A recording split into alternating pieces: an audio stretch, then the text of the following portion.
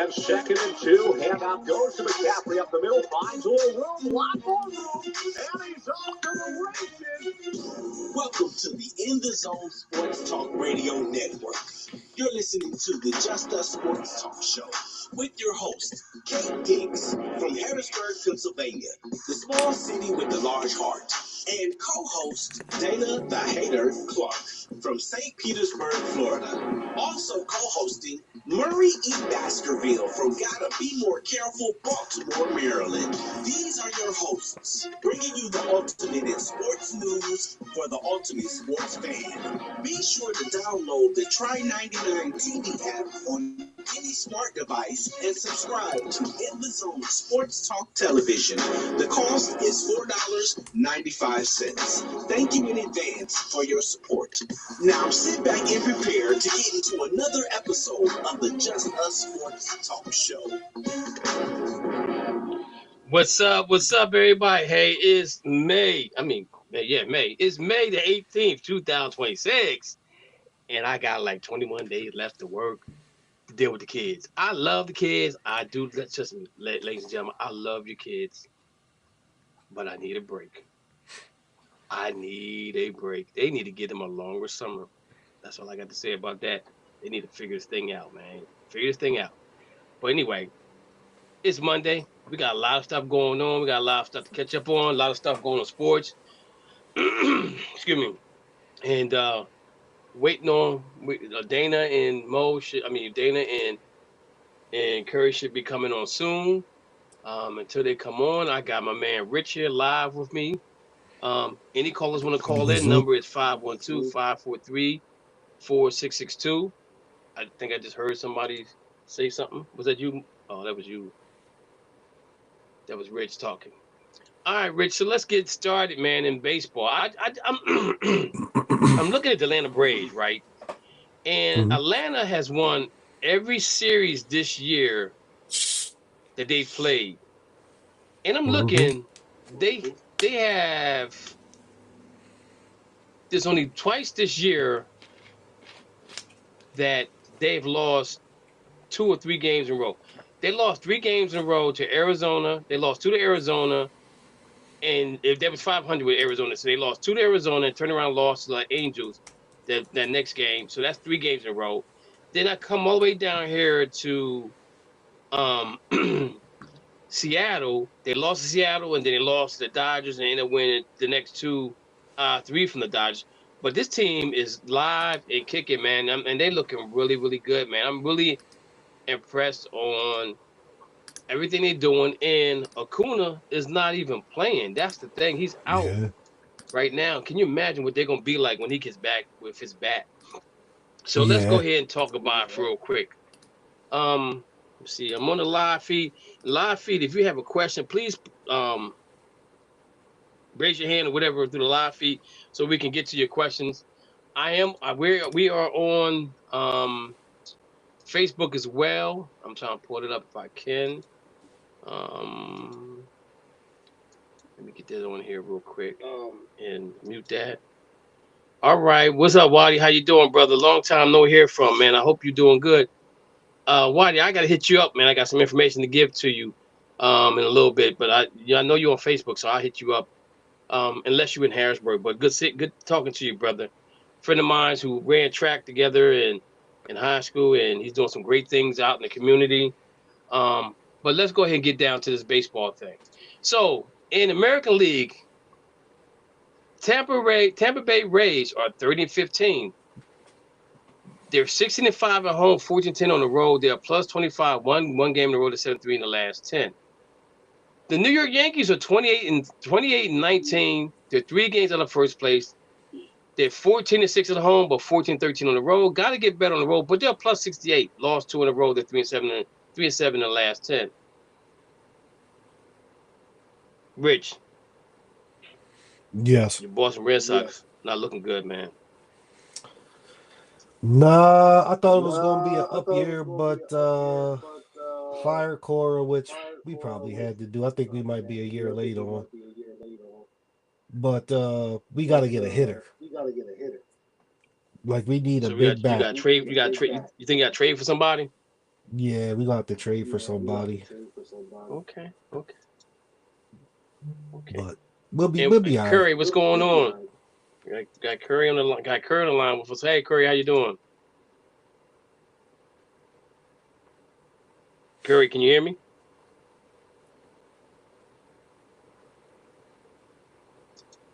Hey, I'm doing good. How about you? All right. All right.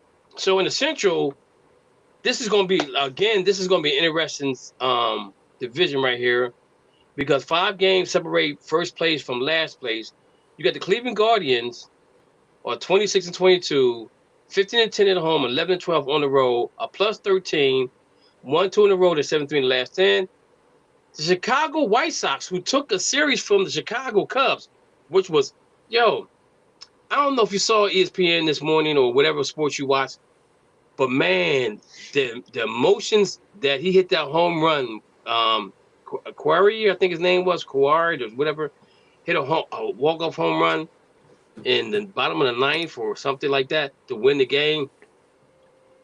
That might be a jump start for the White Sox because the White Sox has always been in the bottom for the longest time, ladies and gentlemen. But they're in second place right now, 24 and 22, 1 game out of first place, a -7 run differential, 1-2 in a row. They're 7-3 in the last 10. You got the Twins. Excuse me. You got the Twins, the Tigers, and the Royals backing it up. Out west, the team with no city right now, Athletics are 20. This is another division that's going to be interesting. They're 23 and 23. The 10 and 12 at home, wherever they play at. 13-11 away, -13. Lost 2 in a row. They won 5 and 5 in the last 10. Texas Rangers are 22 and 24, a game out. Won 1 game, they 5-5 last 10. Then you got the Mariners, the Astros, the Angels, 16-31. Dodgers played the Angels this weekend. Man, that was a terrible. Yeah, the first game was nice and tight. The rest of the games just got totally out of hand. Now to the National League, where the team with the best record in the majors is the Atlanta Braves, who are 32 and 15, 16 and 8 at home, 16-7 on the road, a plus 98 win differential. With 1 win and 6 and 4 in the last 10, you got the Philadelphia Phillies, who changed their manager, right? Who's playing really good baseball, playing the baseball they need to play. And I'm just trying to figure out, did they not get a manager enough time? Or was he the reason why they wasn't winning? Because once they got rid of him, they're looking good right now. And I don't like I don't like nothing in Philadelphia. I especially don't like them Phillies. But they're 24 and 23. They had 1 game above 500. They've 8 games behind, 12 and 12 at home, 12 and 11 on the road, a -17 run differential, won 4 games in a row to 7-3 in the last 10. You got the Nationals, the Marlins, and the Mets, who spent a lot of money on their team that's in last place. It ain't working out for them right now. 11.5 games out of first place. In the Central Division, you got the Chicago Cubs, who are 29 and 18, 18 and 5 at home, 11 and 13 on the road, a plus 42 run differential, lost 2 in a row, 4 and 6 in the last 10. Milwaukee Brewers are 26 and 18, a game and a half out of first place. They're plus 61, lost 1 game, 8-2 in the last 10. St. Louis Cardinals. Cardinal fans, I know you're happy because your team is playing good baseball right now, 27 and 19, half a game out of first place. Again, run differential plus 3, lost 1 game, 64 in the last 10. This is crazy right here. I'm looking at the Pittsburgh Pirates, who are 24 and 23. They're only 5 games out of first place. They're 13-13 at home, 11 and 10 on the road. But their run differential is a plus 18, lost 3 in a row, 4 and 6 in the last 10. That's crazy. Out west, the Dodgers, 29 and 18, 15 and 10 at home, 14 and 8 on the road, a plus 94 run differential, 1-5 in a row, 6 and 4 in the last 10. San Diego Padres, 28 and 18, a half a game out of first place, 13 and 10 at home, 15 and 8 on the road, a plus 7 run differential, 1-3, 6 and 4 in the last 10. You got the Diamondbacks 20 coming up, the Giants, and the Colorado Rockies. Colorado Rockies, I'm going to say this. Colorado Rockies, if they don't start winning, move the team. Just move the team. Just move the team somewhere else. Because they've been, even though they won a World Series or been to a World Series, it's been so long ago, nobody remembers. And Colorado's one of the teams that they've always been in the basement. Ever since they did the realignment, they have not been really good. They won, like I said, I don't know if they won a World Series or went to a World Series. I don't know. I'm not a Colorado Rocky fan, and maybe I should know, but I don't know. But if somebody out there that do know, let me know if they did or didn't. I just know they went, right? But the thing about it is, no, they didn't go to a World Series or I thought they been to did. a World Series. I thought they went to a World Series. Oh no, it No. might have been the Diamondbacks. Okay, so Colorado ain't won nothing. Colorado ain't won nothing, right? And they've been in the basement for a long, long time. That's a team that they should think about moving. That's just my personal opinion. You know, you got You see why they won't move? why I want them to move. Because they have one of the best for that team to not be winning a lot of games and haven't won a lot of games. They have a outstanding fan attendance. Their fan attendance is what is better than a lot of the teams that are winning. So that says a lot about the fans out there. They're not gonna move that. They're making money. But Curry, let me ask you a question. What else they got to do during this time of year up in Colorado? Well, I mean, you move the team, you may not get that same thing to do. Well, I get what you're saying, but I'm just saying that I know Montreal is itching for another team, right? I'm not saying that's where they need to go, but I'm just saying that if they're in the basement every year, year in and year out, you know, then there's an issue there. I mean, you look at Tampa, right? And they were trying to move Tampa. Tampa's been competitive ever since they talked about moving them, right? And which doesn't make any sense. But then what people don't realize is when you're in Florida in the summertime, you got the beach, and you got the beach to go to. So baseball, if you're not winning, ain't nobody come to see you play because you got a lot to do down there in the beach. And even if you watch the Miami Heat in the springtime, the fans don't come until late, like maybe late second quarter, third quarter, you know, because they got so much to do out there. The fans, they like, man, if they winning, we'll go see them. If they ain't winning, we're not gonna go see them. So, but I'm just saying that's a team that, you know, maybe possibly could be moved. I mean, I know they talked about the White Sox before, but White Sox is doing pretty good, man. They're doing pretty good. But getting to your Atlanta Braves, Curry, well, I looked at the schedule, right, and they lost 3 games in a row at one point in time, but they won the series, or they was 500 in the series, and then they lost 2 games in a row somewhere down the line. They still have not lost a series all year long. They're the only team that has not lost a series as of yet. Actually, they have. Who did they lose to? Because I looked, I ain't see none. They lost to Seattle, and they lost to. You know, I know they lost to Seattle. What I saw was. See, well, let me look at it again real quick because I didn't see any. Let me look again. Let me just double check this. But 32-15 is looking good for them. So they lost. They won 2 out of 2 with Arizona. They split, that's 500. So you can take that as a win or loss. But they didn't lose the series. Then they lose to the Dodgers lose to the Angels in one game, and then they take 2 out of 3 from them. And then they did. Seattle took 2 out of 3 from them. I didn't see that. I'm looking this up.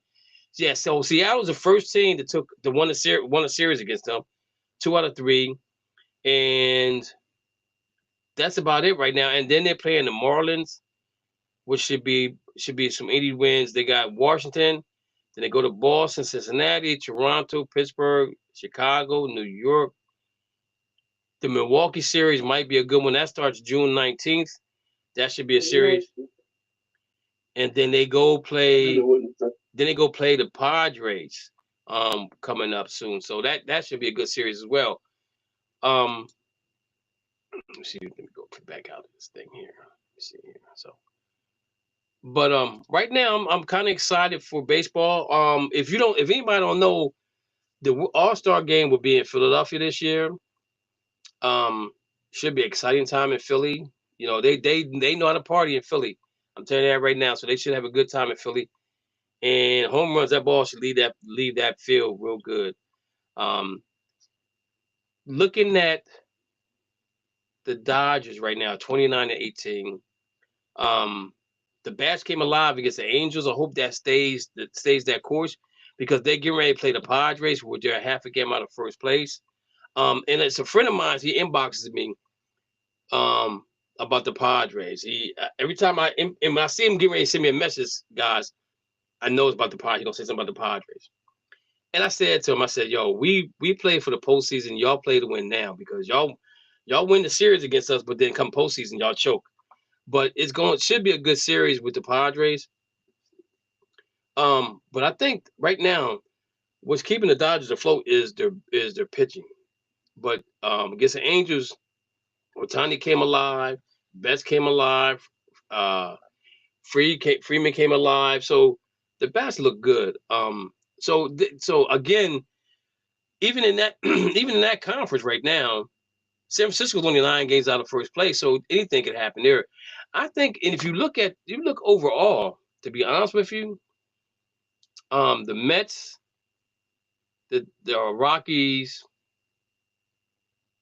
and maybe the Red Sox are probably eliminated already because 11 games is a lot to make up. But everything else is going to be tight to the snozzle, man. It's going to be really tight for baseball. So if you're a baseball fan, make sure you watch them. I got the MLB packet. I'm so shocked because when I had it before, if the Dodgers played at home, it was played on a different channel. I was blacked out. And I said to them, I live in Pennsylvania. How can it be blacked out in Pennsylvania? I said, do you know how many times I get an opportunity to see the Dodgers play? Only when they come to Philly or Washington do I get an opportunity to see them play. And like this year, they came to Washington really early this year. So I didn't get a chance to see him play. And that's why I want to see him play because that's when he was the healthiest. But again, I'm like, so now I took a chance on getting the ML packet, and now I get the chance to watch them play every night they on TV. I'm loving it right now. I'm really watching. This is the first time in a long time I really had an opportunity to watch them because before I would have to watch first pitch in the morning to find out if they won, if they lost, or if I looked on my phone to see what they did. But they're coming along right now. I think for a minute there, guys, I think they were just going through the motions. Like I said, Otani looked good. He pitched well against the Angels, but then maybe Angels is a team that people beat up on. I don't understand Mike Trout though. He had he had an opportunity to go to Philly, right? And when it came up, they gave him a contract extension. So, do you guys think that Trout is fine with playing with the Angels, knowing that he's going to be in the Hall of Fame? If Rich, if you're Mike Trout, what is your thought process here? I'm just saying, would you not want to go in postseason at some point in time in your career?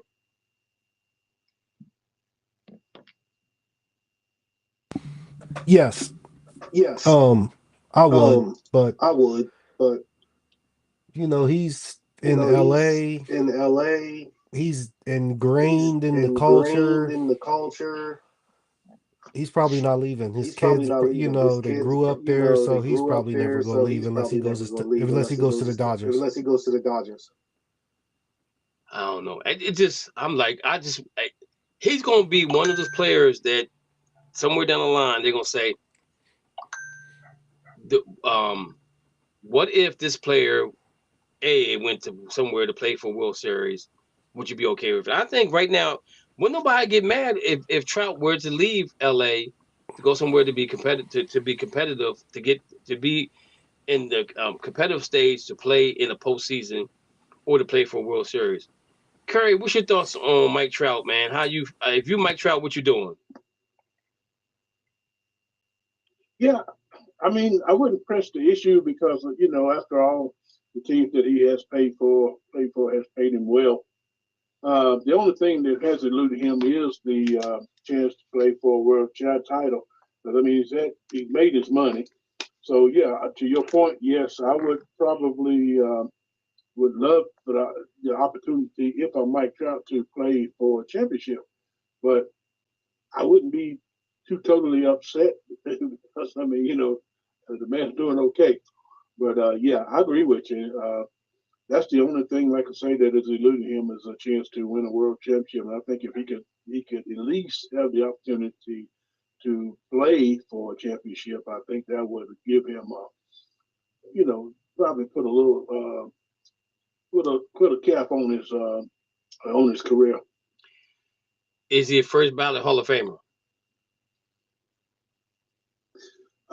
Yeah, I'll say yeah. Okay. Rich nodding his head yes too at that. All right. So you guys got anything else for baseball? If not, then we're gonna hit up some football. All right. Before we go on though, guys, check this out. I'm the man that's in charge of this country, right? I don't agree with a lot of stuff he says. But I have to agree with this. He said he thinks the NFL is price gouging because now you have NFL on all different channels right now. And he wants to put a stop to that. And is he just mad because they would not allow him to buy a team? Is that his way of trying to get back to the NFL? Rich, what's your thoughts on that? Who are we talking about again? The man in charge of this country. Oh, Donald Trump. Yeah, him. Oh, you didn't want to say his name. You didn't want to say his name. Hey, you can say his name. I'll just say the man in charge of the country. And he's trying to put himself in what? He's basically saying that he thinks the NFL is price gouging because now you have different avenues of watching the game. You you got Prime, you got Peacock, you got NBC, ABC, CBS, Fox. You got all you got different bunch of networks that are making money off of the NFL. So he said he think they're price gouging. Well, I think he's price gouging, charging them people $500 for that crappy phone. Yeah. I mean, but okay. I mean, I think the NFL is definitely price gouging. I think that they can charge cheaper prices and put out a better product with more people being able to afford what they have to offer. You're right. I agree with you on that. Curry, what's your thoughts? Well, I don't think that the NFL is price gouging. I do think, to your point, that he's a little upset because they wouldn't let him buy a team. So, I mean, I think he got more things to be concerned about than to worry about what's going on in the NFL. But since he's on that subject, no, I don't think they're price gouging because I think Roger Goodell's job is to grow that brand and make money for these owners each and every year. That's what they're looking at. So yeah, if you can get free football on CBS, NBC, and Fox, and you might as well say ESPN, but you do have to pay for cable if you're getting ESPN. So otherwise, if you're getting free football on all these other channels, then all of a sudden you get somebody like Amazon and Netflix or whoever else come in and say, "Hey, we want a piece of that pie." Why would you not accept that? I'm not faulting the NFL for doing that. It's not like they're going out there knocking on Amazon Prime's door and say, "Hey, we will give you this portion of the business." No, they're coming to you. They want what you got because you're making money. And so, no, they're not price gouging. I'm okay with what they're doing, but I would like to see them not be on so many different channels. And that's the price they're gonna have to pay. Right. And that's my whole thing is like sometimes I don't want to be a fan to have to find out what channel my team's paying on. And that was one of the problems with baseball was you had to look and see what channel your team plays on. Even with basketball, it's the same way. You gotta look and I get updates on my phone, right? And it says Boston Celtics will be on NBC at 7 o'clock tonight or whatever the case may be, or they'll be in Peacock or they'll be on Prime. I get a message back telling me what time they're gonna be on, where they're gonna be on. But most people are not like me because I'm into sports like that. But I think at some point in time, I think that it's at the point now where the average fan can't really afford to go see their team play because of how much it costs to get tickets. Right? I am trying to go to LA to see the Rams play out in LA. I've seen the Rams play before. I've seen the Browns play before. But I've never seen the Rams play at home. I've seen the Rams play in Giant Stadium. I've seen the Rams play in Washington. But I've never seen them play at home. Now Browns, I've seen the Browns play at home, but I want to go to another Browns game because I want to watch this defense live in color. I want to see Myles Garrett get a sack live instead of being on TV. But it's cost so much to go there. And well, I was going to say, you said the average fan can't afford to go see their team play. Well, keep in mind the average fan's team is not usually very close to where they live anyway. Exactly, and that's the that's the problem. Not only the price of tickets, you got to pay for travel, and possibly hotel. So it's not like you gotta. If you live in Pittsburgh, your team is right there. Exactly, and look at all the Steelers fans that's across the nation. Yeah, and that's the thing with me, right? Like when I went up to Boston to see them play the Milwaukee Bucks this year, the plane ticket was like $4 something, which was cheaper. Actually, the plane ticket was cheaper than my hotel. My hotel was like $5 something. The ticket was $2 something, and then I happened to have a little extra butter in my pocket, so I ended up watching play the Sacramento Kings that night I got there. So in total, just by the tickets, the price of the hotel, and the plane ticket, I spent close to maybe $2,000 when it was said and done with. I'm including the Uber rides, I'm including the food, I'm including all that stuff. And that's the sad part about it, because I'm not gonna move to LA. I'm not gonna move to Boston. I'm not gonna move to Cleveland. You know what I'm saying? But for me, like an avid fan that wants to see the team play, it's gonna cost a little change for me. But if you live in the city, it's a whole different story. So I just think that sometimes that because of the television deals that most of the NFL, NBA, NHL, soccer, all of them have, the deals they have right now, the price of tickets should come down a little bit. I just think that's it. And then on top of that, you got to pay for parking. Like in Boston, there's nowhere to park, so you catch a trolley. You catch the train to the game, and you're good. You know what I'm saying? But if you're trying to park somewhere, you can forget it, because when you come back outside, your car's going to probably be gone. You know what I'm saying? Cleveland, they got parking. When I went to Washington, you took a train there, or you could walk there, but you couldn't park there. Giant Stadium had parking because of where it was, but it's just, it's just you got to save up. It's like a vacation. You got to save up to go to the games, which, what I'm saying, price of living's going up, everything's going up, but the experience to go see your team play is unbelievable. And the thing about it is that if you really think about it, and basically what they've done now, if you like they have Klarna, they have Ford, they have all these things where you can make payments on your flights, your tickets, and things like that. So you pay a little interest on that, but you get a chance to enjoy it for 4 hours. For 4 hours, everything in your world is done. You just hanging out with your team, having fun, and then after that, you're like, oh man, I gotta pay this bill. So you just go to work and pay the bill. You know what I'm saying? My boy Clay Rowland, he said one of many reasons I'm a Philly fan of all time, because he lived right down the street from me. You can go to Philly, see the Sixers and the Phillies and the Fanatics and the Eagles, it's only a 2-hour drive. You know what I'm saying? But and that's why sometimes I would go to Philly to watch the Celtics play, because that's the closest they can get.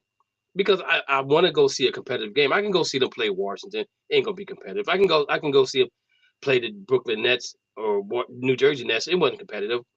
You know what I'm saying? So luckily, excuse me. Luckily, I was in a situation where I got to take my family. We went to Boston, had great seats. Went to a Nets game. My daughter, that's where my daughter met Cedric Maxwell, had great seats there. So my kids have had the experience of going to professional games a lot with me, and that's an experience I really, like I told my dad one time, I said, man, I said, I wish you would have did this with me growing up. You know what I'm saying? My dad would go bus trips with his friends. I'm like, man, look here. Just put me in the front seat, let me go to sleep, wake me up when the game come on. I mean, when it's time to go to the game, and put me in the front seat and let me go sleep when I get home. Because back then that's when the Celtics were hot. I got a chance to see the Celtics with Larry Bird and Kevin McHale guys one time in Philly. But there was plenty of times my dad would go to games. I'd be looking at my dad like, I'd be like, yo, if I could knock you out, I would, because you should be taking me to these games. But again, I told my dad one day, I said, I'm gonna be the father that you wasn't to me. Not that you was a bad father, but I know what I want to experience with my father as a kid growing up was going to games with my dad. That's the ultimate. That's the ultimate thing, is going somewhere with your father at a sporting event. But anyway, it is what it is. But I'm surprised, and I don't know if he's just trying to dig at the NFL because they would never allow him buy a team. And these people knew how crazy he was years ago. I don't know why didn't nobody else think he was crazy. You know what I'm saying? Years ago in the 70s, he tried to buy a team. In the 80s, he's like, nah, man, you two, And now you got Jerry Jones. We can't have two of y'all running around here acting crazy and stuff like that. So right now in the NFL, we still got some guys that free agents out there that's still waiting to sign with somebody, right? So this is what I have, right? It says 2026 NFL offseason best fits for 14 agents.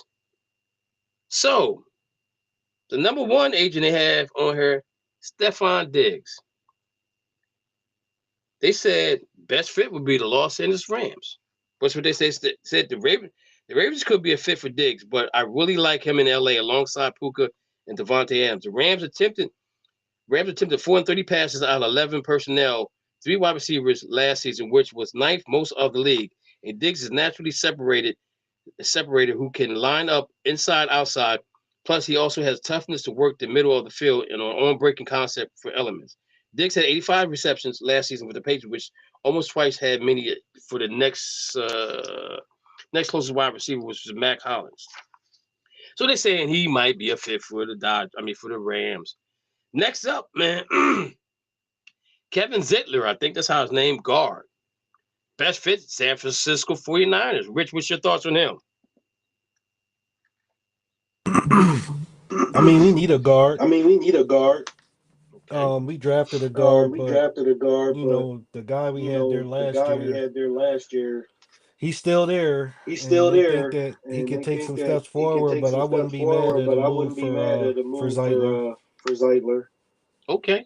Next up, guys, Joey Bosa, edge guy. Believe it or not, next fit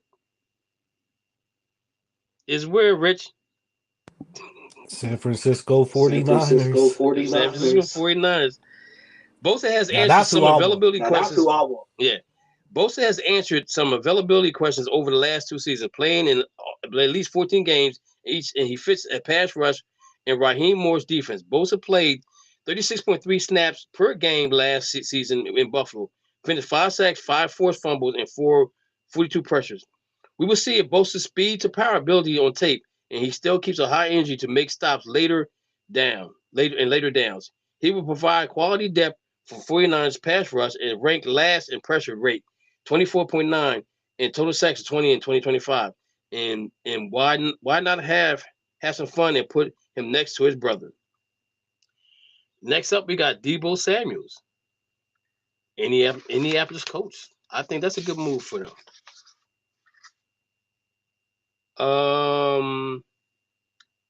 Taylor Decker, offensive tackle. Curry, would you like him in Miami? No, don't need him. Okay. They're saying the best fit is Miami Dolphins. For once, the Miami Dolphins have really addressed their offensive line. That has been a bad situation for them for so many years. But they have got some good players on that team this year. And considering who they got last year, no, we don't need him. So this is what they're saying. Taylor Decker, offensive tackle, best fit Miami Dolphins. Decker had an 89.3 pass block rating in 2025 with Detroit, the second lowest rate of 10-year career. If he can prove to be healthy, however, he has the toughness and the intangibles to win a starting role with most NFL teams. In Miami, Decker will complete the left side tackle, third-year pro Patrick Paul. The Dolphins drafted former Alabama tackle Caden Proctor last month, but he's expected to slot at the left guard spot. Let's see who else we got out here that could be for another team, one of our teams.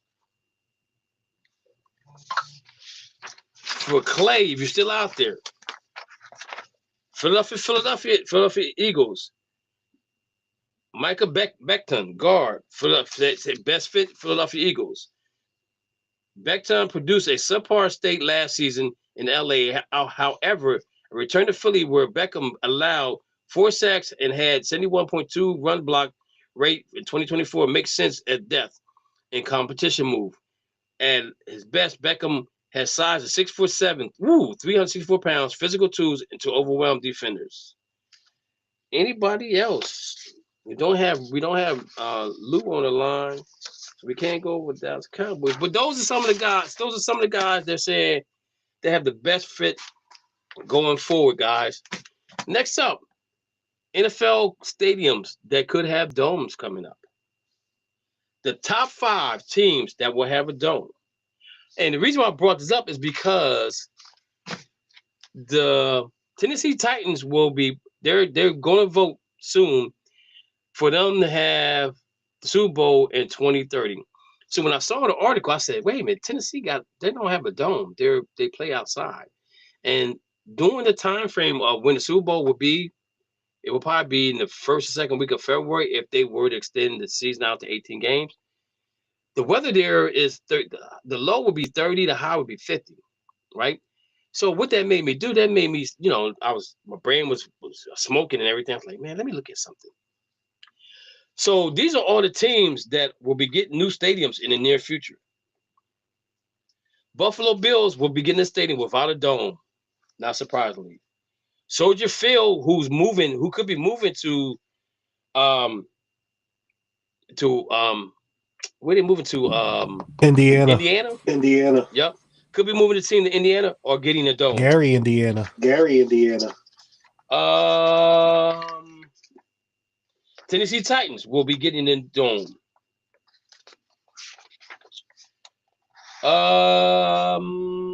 Washington Commanders, which kind of shocked me, will be getting a dome. So they could hold it. They could hold the Super Bowl as well. Cleveland Browns, we know, getting a dome. That stadium looks really nice, what they're about to do there. So those are the current teams right now that look like could be getting a dome.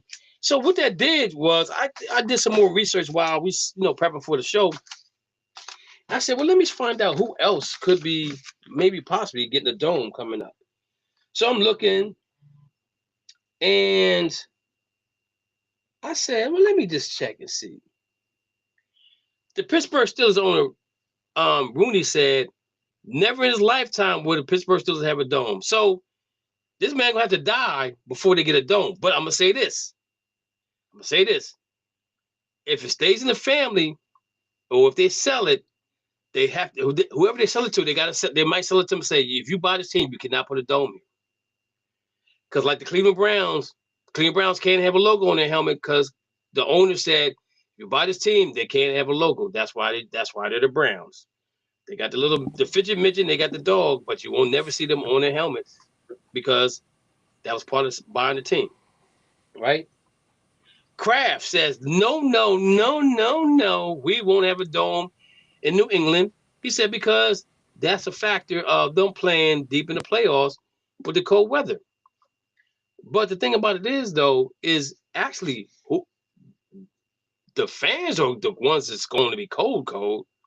But the players will run up and down the field, so they're going to be cold, but they're going to be warm, right? So, and the thing about it is, they don't practice in the cold weather. They practice in another stadium inside, so they're really not playing in the cold. So the cold will affect them just as much as it will affect the other team. Now they may step outside in the cold and they may run a couple plays in the cold, but for them to stay out in the cold for a practice ain't going to happen. Ain't going to happen no more. That's not going to happen. The Giants and the Jets, they said, no, no, no, no, no. We don't want a dome either. The fans were like, no, sir, we'll keep what we got. But then they're going to do some revamping of that stadium as well. But Pittsburgh's talking about getting a new stadium. I don't know where it's going to be at, but they're talking about getting a new stadium. Kansas City's going to, the Patriots are going to improve their stadium. The Bengals are not talking about getting a dome. They said it would cost them $900 million to put a dome on their stadium. Now, I'm not saying it can't help it. It won't happen, but this ain't gonna happen real soon. The Ravens only said no, no, no, no, no, no, no. We don't want a dome either. Philadelphia Eagles fans said no, no, no, no, no. We don't want a dome. So we got some teams out here that don't want a dome, right? And so we know that possibilities of going overseas probably not happen. But you never know if Lloyd sells the team, what would happen with the Eagles? Because sometimes, I mean, it gets cold with that water from the ocean coming through there. You know what I'm saying? That's a little cold there. You know, so those are all the teams I looked up and I was like, man, thinking to myself, I said, nobody else is getting a dome. I know Kansas City's getting the dome because they want to host Super Bowl. But it's weird that the Browns are going to have their stadium before Tennessee, but Tennessee gets a Super Bowl before the Browns do. I think the commissioner is hating on the Browns, basically. I think that's what he's doing. Right? So, with that being said, and the Broncos could be getting the dome. I'm really shocked that the Broncos getting the dome. You know what I'm saying? Because, I mean, doesn't that take away from the air quality that you have in a dome compared to outside?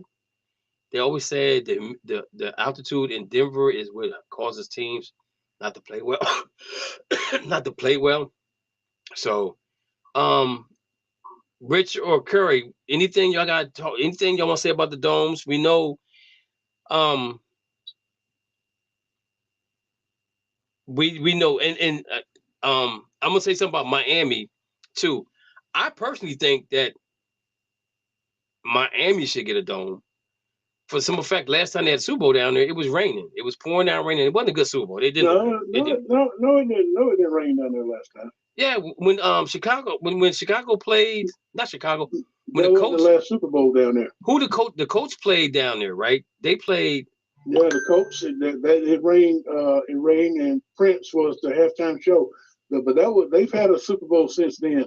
But as many Super Bowls as they've had, that's the only time the rain was a factor. So I mean, if you're gonna gauge the whole Super Bowl where they should be based on one game, then that's not being fair because they only had that one game where it was a big rain. But that was the Chicago and Indianapolis. Yeah, okay, Chicago and Indianapolis. That game was. But they've had a Super Bowl since then, and it did not rain. Who they had since then? Nice. Because I thought they was all out west. Other than I thought it was Kansas City when they beat somebody. My team ain't in the Super Bowl, so I don't really keep up with the team. But I do know that they had a Super Bowl. It was Kansas City played somebody, but I can't remember who it was. Okay. I don't know if it was the 49ers or somebody. It might have been. They had one. Was it Tampa? That might have been Tampa. No, Tampa won. Tampa won in San Francisco. Was that 49? Didn't they win at their own stadium in Tampa? I think they did. I think Tampa was the first team to win. Because I know the Rams won at their home stadium. Yeah, Tampa was the first team to win. Yeah, Tampa played in Tampa. Yep. And I think Tampa did. Yeah. So I stand corrected about the Dolphins. But I can tell you this right now, New York City won't never see another Super Bowl again because that weather was not the greatest. And the owners wasn't. The Dolphins, the NFL took the Dolphins out of the Super Bowl rotation. Yeah, why did they do that? Well, I'll tell you why they did it, because the NFL is against the owner Stephen Ross. He's got so many things going on there. He's got that Formula One that he's built. They having around the track now. Okay. They got all those tennis courts out there now, and they've got something else there too. But they saying that the NFL is saying that took away from what they expect to have around the stadium. But that's bullcrap, because there's just so many things to do in Miami that you don't need to be hanging around the stadium. There ain't nothing going on up there at that stadium out there. If you ever been to the Dolphin Stadium, there ain't nothing out there. There's just a stadium. If you want to do something, you need to go downtown Miami or down on the South Beach when there's just so many things going on. Super Bowl week, you can even go as far as Fort Lauderdale and find parties galore there. But it's the NFL just kicking against the Stephen Ross, and they didn't even get a primetime game this year. Yeah, they didn't. I mean, everybody gets at least one Thursday night game. Yeah, I'm looking at it. It says NFL doesn't allow Miami to host Super Bowls. Miami Hard Rock, but Miami has not gotten a recent, because the NFL rotates Super Bowl on the basis of a few things. New stadiums, league usually rewards cities that build a new renovated stadium. Cities compete for hotel plans, transportation upgrades, entertainment district money, guaranteed rotate strategy. NFL tries to spread Super Bowl around to different regions instead of repeating the same cities too often. Whether the infrastructure concerns, Miami weather is usually good, but traffic, transportation, and hotel prices can sometimes become issue during a huge event. Miami is still considered one of the NFL's favorite Super Bowl cities because warm weather, nightlife, beach attractions, strong international appeals. Many people expect Miami to host another Super Bowl within the next several years. So that's what they're saying. I get that point though, and that's crazy because as far as they're talking about the cost of transportation, if you can afford to buy a Super Bowl ticket, you can afford transportation. Exactly. Because it ain't the average Joe Blow going to no Super Bowl. Exactly. I totally agree with you. Rich, want to comment on that? It got 11. They had 11 Super Bowls. They had 11 Super Bowls in Miami. And 2020 was the last one. 2020 was the last one. 2020. Kansas City, San Francisco. It's been a while because I mean, I know they probably had consecutive Super Bowls for the longest time, because you think about it, them in 23, that's only 5 years. Miami and probably Coliseum probably has the most Super Bowls that's been played, and I'm surprised Dallas hasn't been mentioned for a minute either. That's crazy. No, that's crazy. But you know, let me say this on that Miami thing, and I'll let it go. Now the NFL found it to be a big deal about all the attractions that Stephen Ross has going on around the stadium, but the NCAA didn't have a problem with them having a national championship game in Miami. Everything went well, you know. Yeah. Both Miami and New Orleans hosted the Super Bowl 11 times. That's the record. Wow. How many times? I think New Orleans is a good place to go if I want to go to a Super Bowl. Yeah, because New Orleans is probably, to me, is probably the best because you don't have to worry about no parking. and you got everything's in walking distance. You know what I'm saying? It's right down in the city. They need to tear it down now. They need to tear it down now. It's they do. It's time to rebuild the city. It's time to rebuild the city. But you know what though? I'm gonna say this: when we went to the game down there, we was in New Orleans last summer. Did we go to New Orleans last year? Yeah, we went to New Orleans last year. I think it was. Yeah. What I liked about it was you had room for seats. The seats was not stacked against each other. When I went to Vegas, man, I was sitting like this. I'm like, man, this is crazy. Open up the seats. Let it be comfortable. Let it be a comfortable experience with you. You know, if you're a big person, man, I'm telling you, it's not a good. That's not a good feeling, because your body pulsating in them chairs. So New Orleans, the seating down there is great. Now the stadium's a little bit old, and you know what that situation is down there. They're trying to buy all that property up for gambling, really. So if you think about, we haven't heard about New Orleans even doing anything down there as far as them getting a new stadium or not. Let me look something up.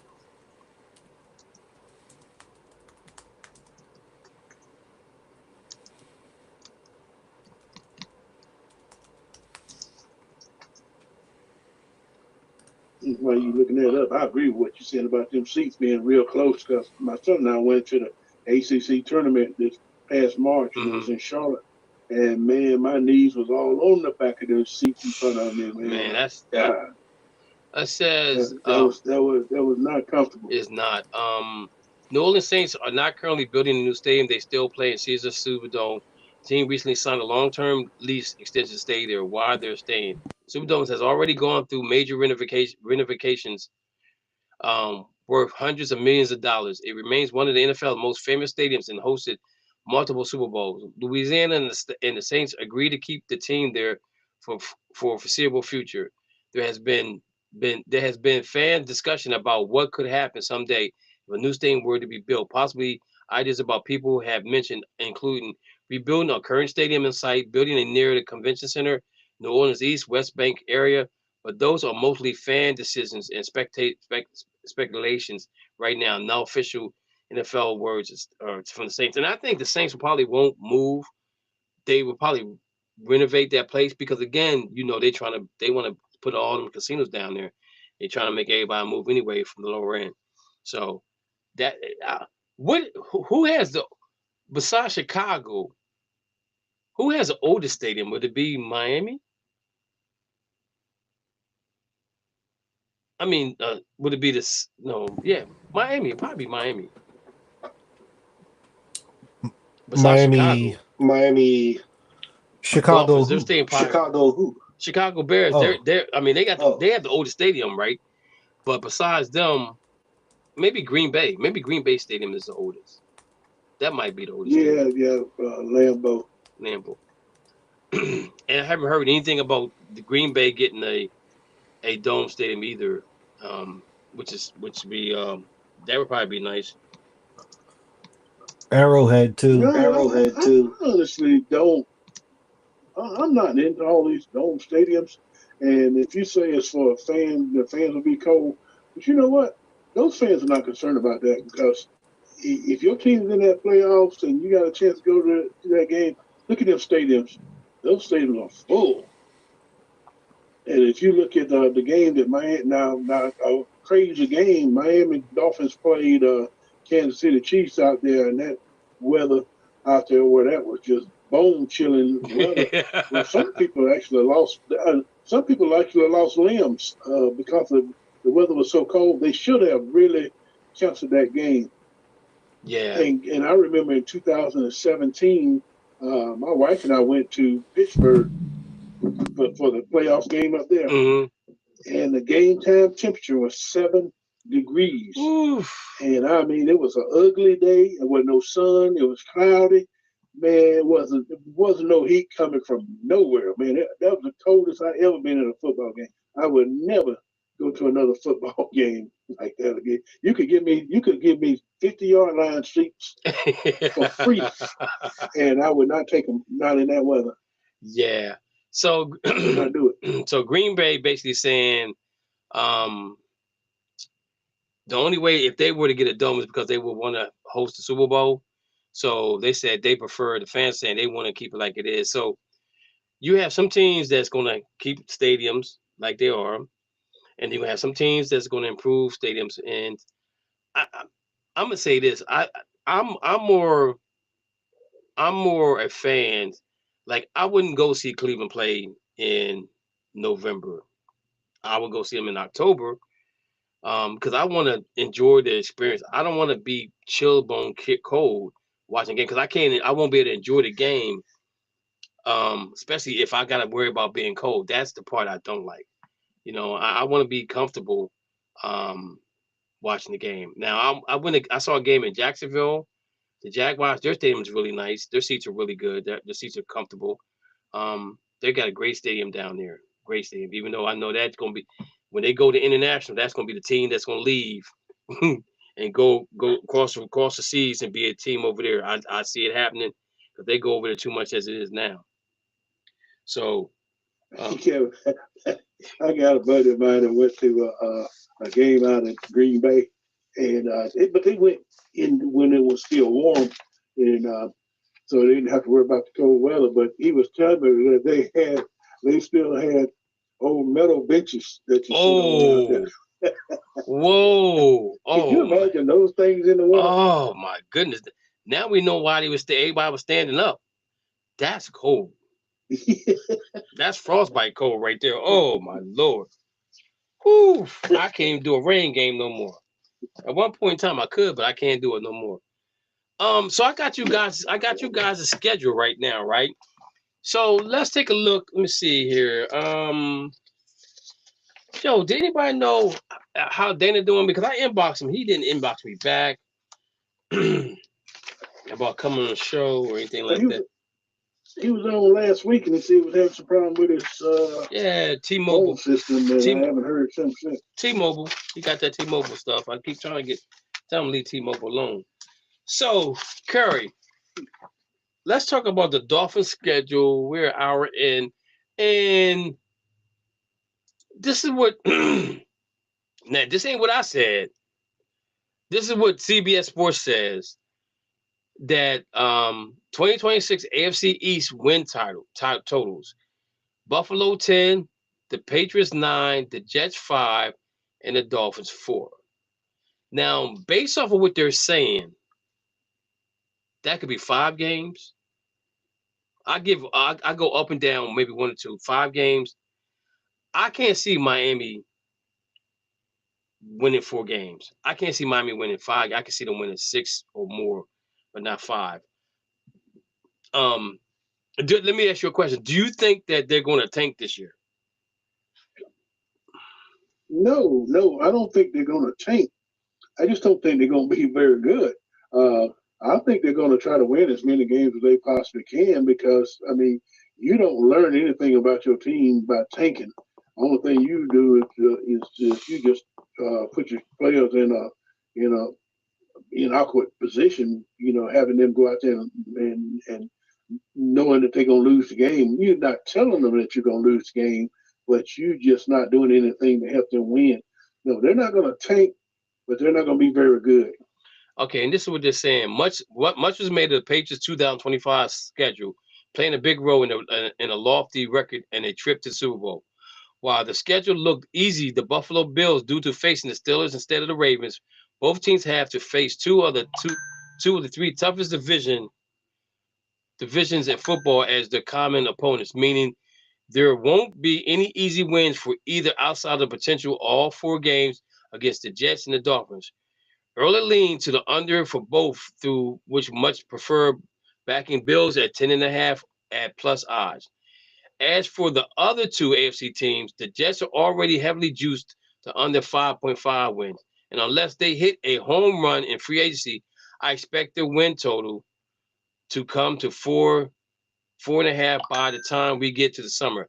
Dolphins have a much tougher set of uncommon opponents. Even getting to face each other won't be easy. If the league worst record in 2027, number 1 overall pick came from this pair of teams, definitely lean to the under 5.5 for the Jets. So they got them at 4.5 wins. So Curry, let's look at let's look at your schedule, right? And you tell me wins or losses. Okay, so at Las Vegas, is that a win or a loss?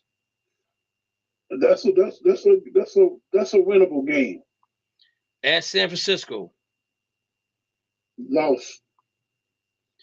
Versus Kansas City at home. Loss.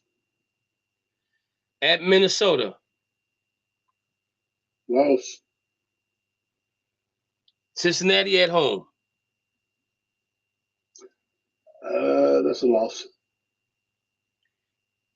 At New York. That'll be the Jets. That would be a win. At New England. That's a loss. I mean, I'm not sorry. That's a home game for New England. I mean, it's a home game for you guys. Still a loss? That's a loss. Okay. Detroit. You got Detroit at home.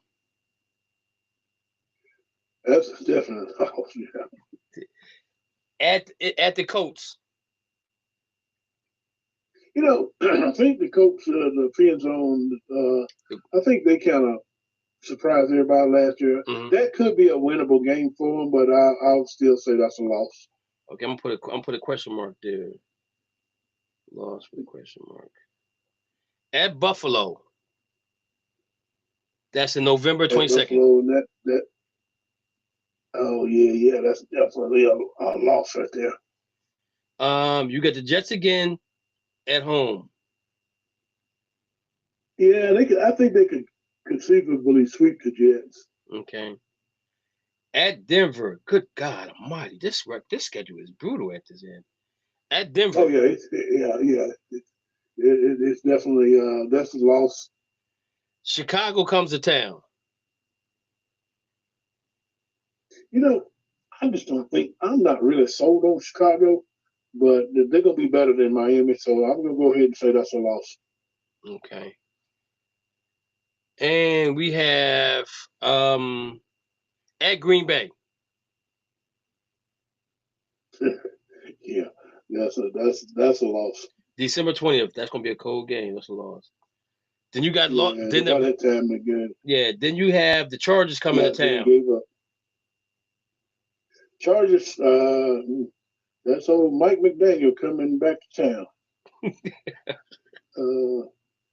Yeah, he's gonna be fired up because they fired him. So yeah, he's probably gonna pull out every trick in the book against us. So yeah, they'll win. You got Buffalo at home. You know what? That's a win. Then you go up to New England. They got this as a flex game, but you go up to New England at the end of the season. That's going to be a cold game because that's in January. Yeah, I think I'm not going to be so much concerned about the cold games this year, and the reason I'm not because the new regime that came in, those guys came from Green Bay, exactly, and I think that their biggest challenge is to get that narrative about the Dolphins can't win in cold weather games. I think they're going to. They probably won't do it this year, but they're going to erase that narrative, and you'll see the Dolphins starting to win games in the cold weather again. Because we used to win cold games in the cold when Marino was there. I mean, those games didn't affect him. He go up there and play in the snow in Buffalo and different places and play well. Okay, so what you got for the last game? Is that a loss? The New England Patriots game? Yeah. Yeah, I'll say that's a loss. Okay, so you got 1, 2, 3. 1, 2, 3. You got four wins. 4 and 3. Let me say this: every team, if you think about it, in most cases, will lose a game that they should have won, and every team will win a game that they should have lost. Yep. I totally agree. All right, Rich. 49ers, what they got for the 49ers out here? What they got, brother? What they got? 49ers. NFC West. It says here, a division with two best teams from last year and another scenario playoff team contender means we get 30% of the opening double-digit win totals in the NFC West, where teams will have to face another strong division in AFC West. The NFC East could be an opportunity to pick up some wins for the better teams in this division, especially if the Eagles aren't a powerhouse we've come to expect. Seahawks gets relatively light set of division wins among the uncommon opponents in the NFC upstarts in the Bears and the Panthers on the schedule. Along with Super Bowl rematch that seems to be a better overvalue than a Rams schedule that includes games against the Bills and the Packers, both coming in at home. Perhaps the best overvalue of all is the 49ers with their winnable games against the Dolphins, the Vikings, and the Falcons on the schedule. So, divisional games is going to count between those three teams because they got all three teams at 10 wins. So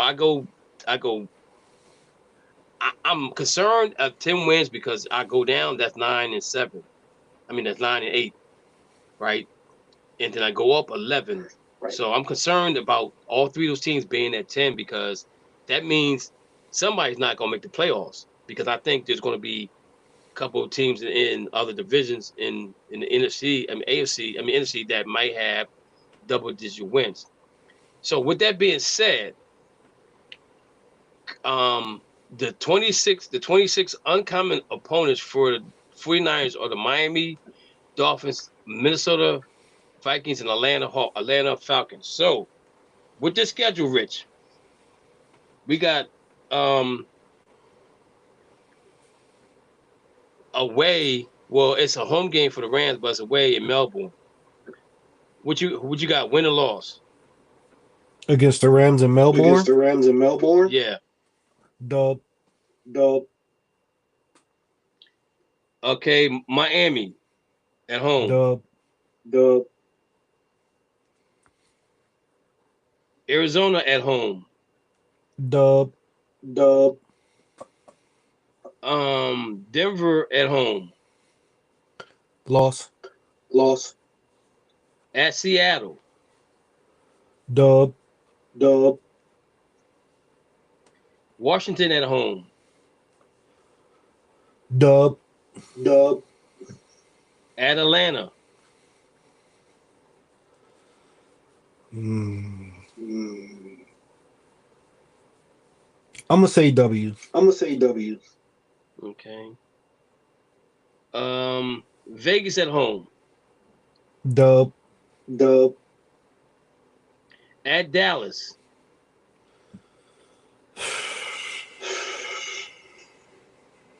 I'm gonna say loss. Okay. Vikings at home. Loss. Seattle at home. I'm sorry. Vikings at home. That's a win. Okay. Seattle at home. Loss. Travel East Coast to the Giants. Win. Rams at home. Loss. Chargers at home. Chargers away. Win. At Kansas City. That game's December 27th at Kansas City. Loss. You got Philadelphia at home. Win. Arizona Cardinals at Arizona. Win. Okay, so we got 1, 2, 3, 4, 5. That's 11 and 12 and 5. 12 and 5. I think somebody just came on the line. Let me check and see who it was. We got on the line. I did it. Okay, we got Lou on the line. Lou, what's going on, brother? How you doing? I hated to say the Cowboys are going to beat us. Jets, well, a little shaky. How's the family doing, Lou? Family's doing good. All right, Lou, since we got you on the line, we're going to do the Dallas Cowboys. Cowboys Cowboys, they got them at 8.5 wins this season. 2026 uncommon opponents are the Baltimore Ravens, Green Bay Packers, Tampa Bay Buccaneers. This is what it says.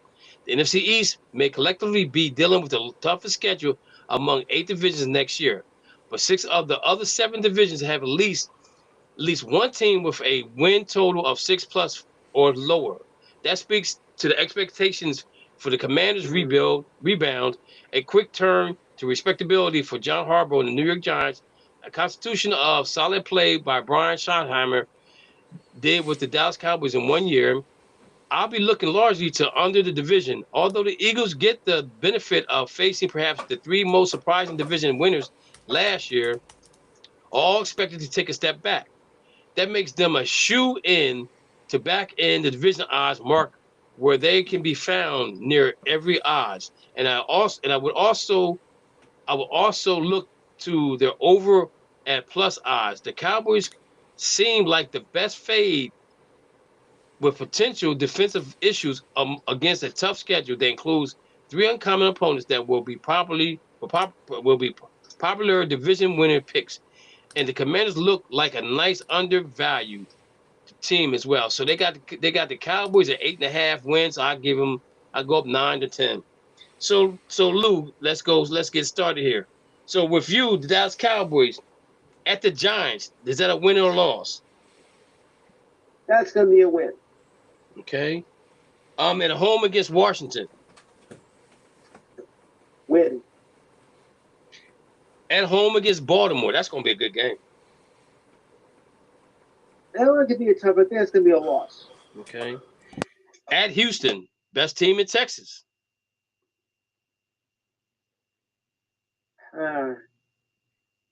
I'm gonna say it's a win. Slightly low. Okay. Not a big one, but a slight one. At home with Tampa Bay. That should be a win. October 18th at Green Bay. That's a loss. At Philadelphia.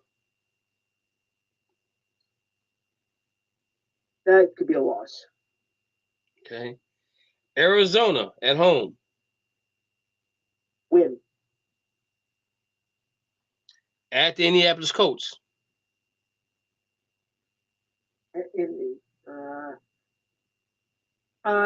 That should be a win. Okay. Got San Francisco at home. That's a loss. Versus Tennessee at home. Win. Versus the Eagles at home. Versus the Eagles at home. If they're playing the Eagles at home, I think they can win them at home. Okay. At Seattle. A loss. At the Rams. At the Rams. Yeah, I think it's be a loss too. Got Jacksonville at home. Win. New York Giants at home. Win. At Washington. At Washington, I think it'll be a loss. Okay, so we got 1, 2, 3, 4, 5, 6, 7, 8, 9, 10, and 7. And he got 1 up, 2 up. I mean 2 up and 1 down. That's why I do it. So 10 and 7. That's not bad. It's not bad. It's not bad. It's not bad.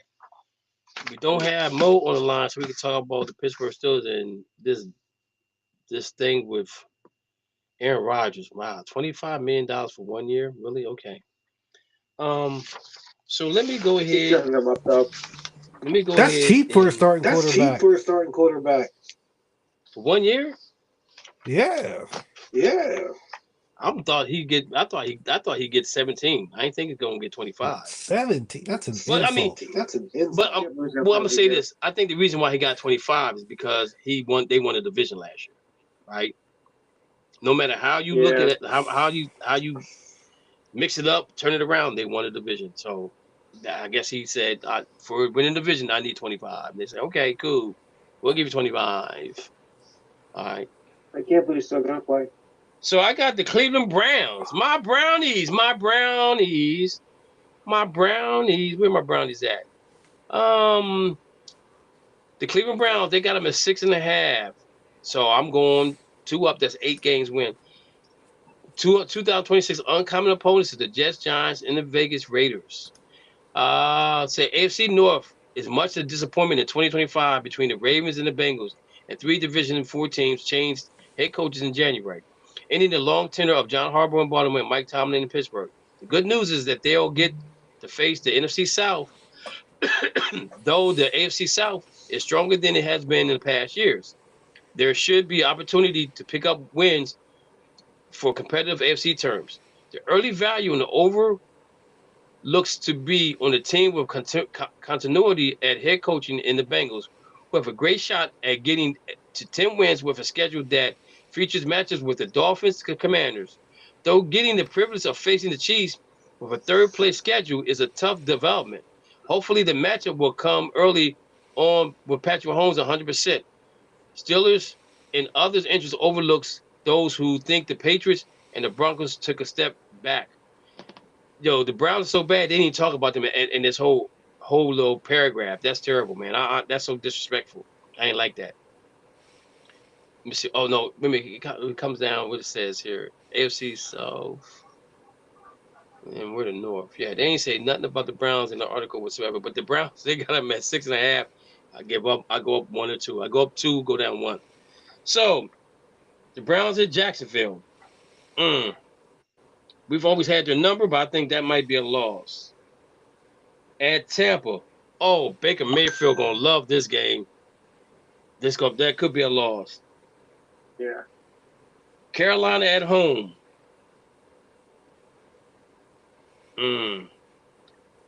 I think that could be a win. Pittsburgh at home.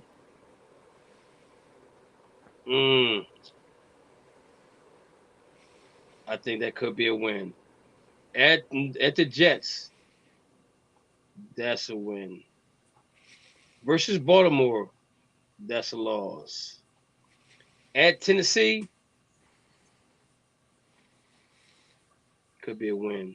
At Pittsburgh, that's a loss. At the Saints, that could be a loss. The Houston Texans, that could be a loss. Vegas Raiders should be a win. Cincinnati, that should be a win. At Atlanta, I think that's a loss. At the Giants, that's a loss. At Baltimore, that's a loss. At the Colts, that could be a loss. End the season with the Bengals. At the Bengals, that could be a loss. So I have 1, 2, 3, 4. 1, 2, 3, 4, 5, 6. 6 and 11. I got them at 6 and 11. So I got them. They got them at 6. I got them at 6 and 11. I didn't even think about that up or down thing. But I'm pretty sure I'm pretty much somewhere in the ballpark of what they doing here in Cleveland. Guys, real quick.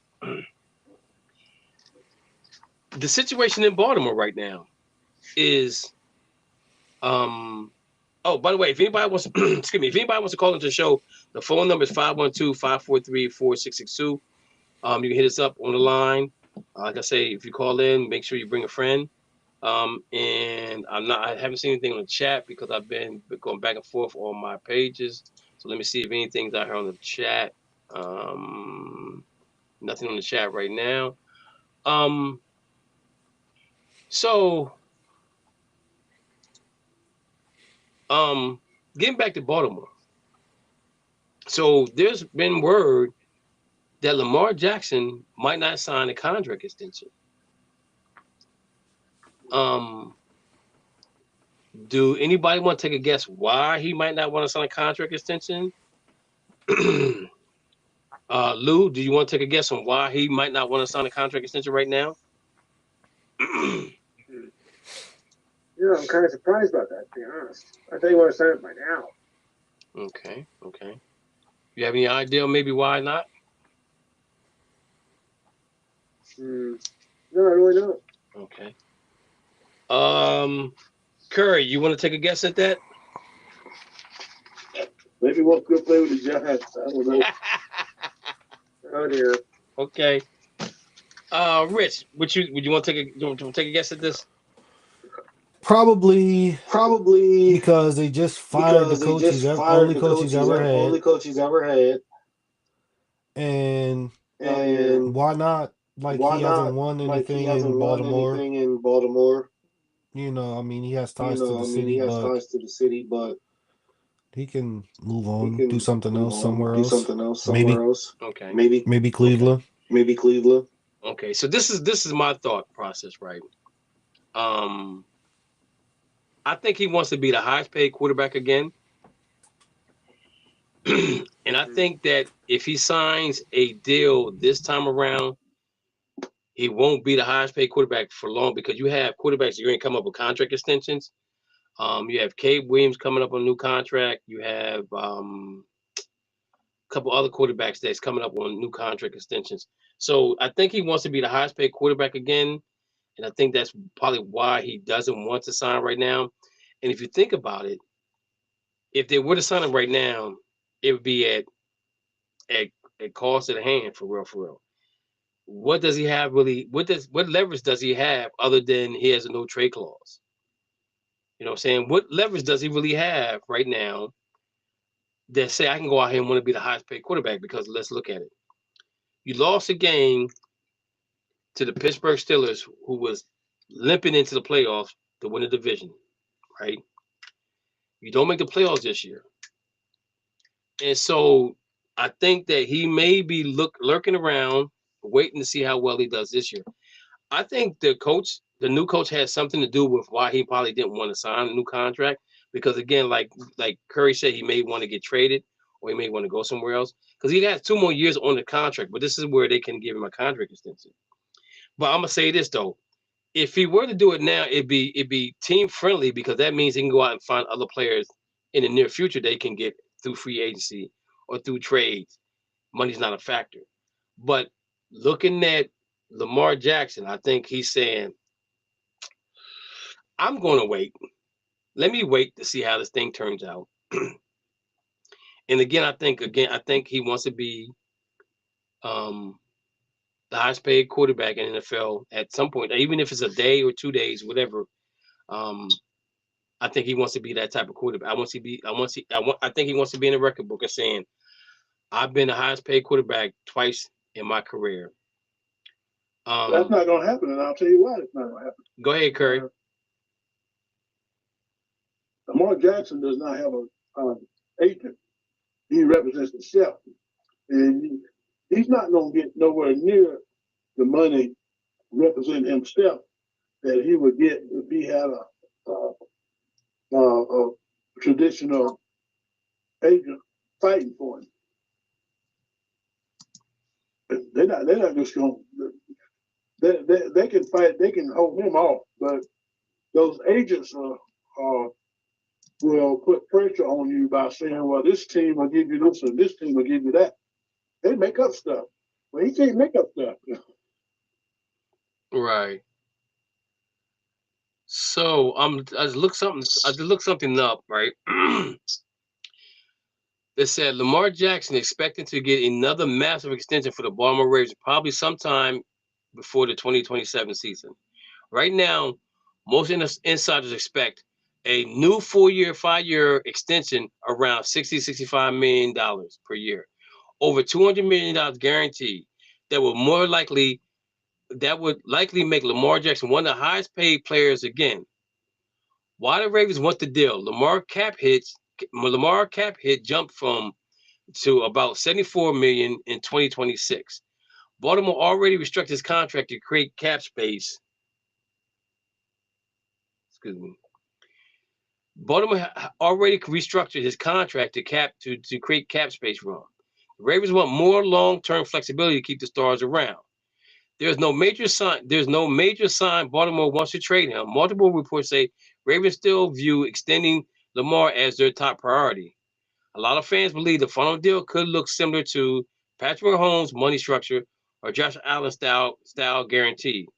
One reason negotiations may be taking longer, Lamar represents himself without traditional agent, like Curry said. The last extension talks also took a long time before finally getting it done in 2023. So his mom is his agent, right? So he keeping all his money in-house, right? But let me ask you guys a question. Even though he has 2 MVPs, he has never been to the AFC Championship game. He's been close, but he hasn't won. And this year they had an opportunity to win a division and he lost against Pittsburgh. So again, I think that there's no leverage right now for him to even want a contract extension. And you see what they said? They said they want to do a contract extension because right now he has $74 million on the books for 2026. So if they were to do a contract extension, what they'll probably come back out and say, how about we push your guarantee money to 2027 when your new contract starts, and then when 2027 come back, they say, okay, let's extend it out a little bit further to bring in certain players that we want to bring in. So again, I think sometimes where you aim what you're doing, that in that way, it allows them to bring in other players, and we're starting to see more Patrick Mahomes contracts coming and being restructured than anything else. Even the situation with Matthew Stafford, he's getting a new contract, but it's going to be user friendly because they're trying to get another wide receiver out there, and Stephon Diggs or Brandon Ayuk or whoever they want, and they want to pay him handsomely to keep them out there because they don't want to. They're not going to be a rental. They want to keep them out there, not knowing how long Devontae Adams is going to have. So I get where Baltimore is looking at the money part of it, but where Lamar is saying, man, I want to get paid again. And the only way I get paid is I got to perform. And he can't be the reason why they lose games. He can't he can't turn the ball over. He can't throw interceptions. He can't do none of that. He has to be the reason why they win, not the reason why they lose. Because when you come to the table to negotiate again, you want everything to be in a positive. And if I'm not mistaken, I still think that he's never signed a contract. He's always signed a contract extension, which is kind of cool for Baltimore. So there's going to be some talk going on over the season. There's going to be some pressure on them to want him to sign his contract. He's not going to want to sign it because, and if you look at if he goes 4 to 5 years with a contract extension of between 60 65 million and over 200 million guaranteed, that's a lot of upfront money. 200 million. So you're looking at that's a lot of cheese, man, for him. And if you don't get that contract extension taken care of, or it's a new contract, then it hits automatically. So hopefully they'll get this taken care of. But I got a question for you guys. Why do Lamar Jackson get all the heat about not being a winner, and nobody talks about Josh Allen in the same way? And Josh Allen took a huge deal from Buffalo to the point where they had to get rid of the defensive backs the next year. They couldn't afford to keep them. And it kind of showed up this year, So let me ask you guys a question. Who has the most pressure to get to the AFC Championship game? Josh Allen or Lamar Jackson? Rich. I believe that they have equal pressure. Equal pressure. I can't say one has more pressure than the other. What team do you think is more equipped to make it to the AFC Championship game? Buffalo or Baltimore? Offensively, defensively, special teams, coaching, the whole 9 yards.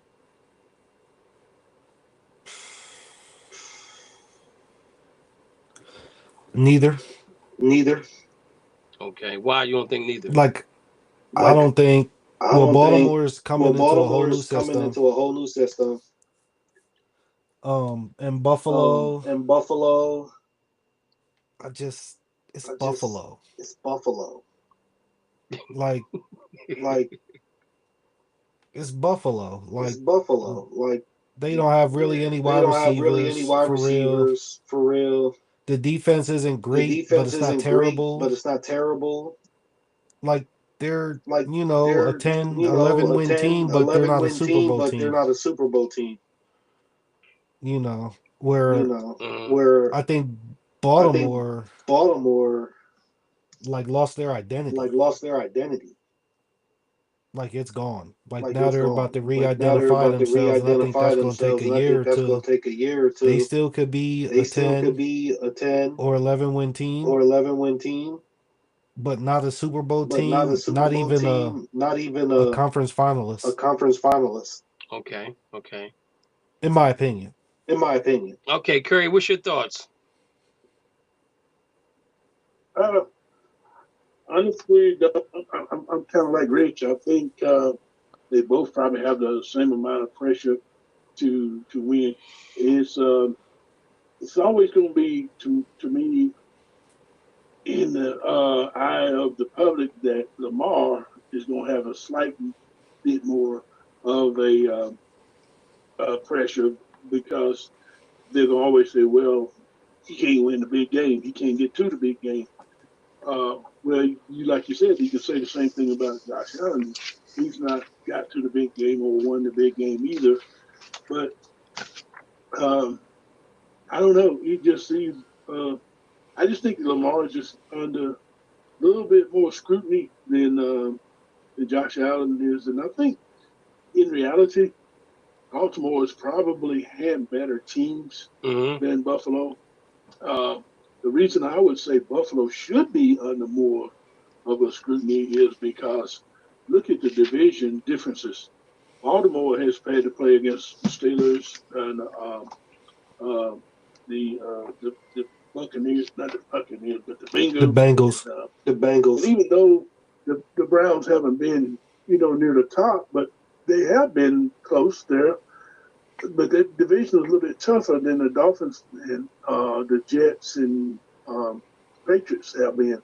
The Patriots just got good this one year. So, the biggest problem with Josh Allen, he can't get past Patrick Mahomes.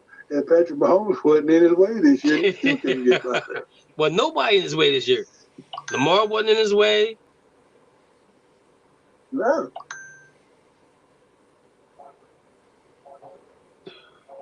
Ooh. Who actually knocked them out? Yeah, Lamar wasn't in his way. Burrows.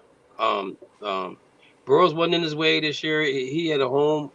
He had it. I mean, if you think about the game, the wide receiver catches that ball at that fourth down marker. It changes the game drastically. But they should have never been put in that situation in the first place.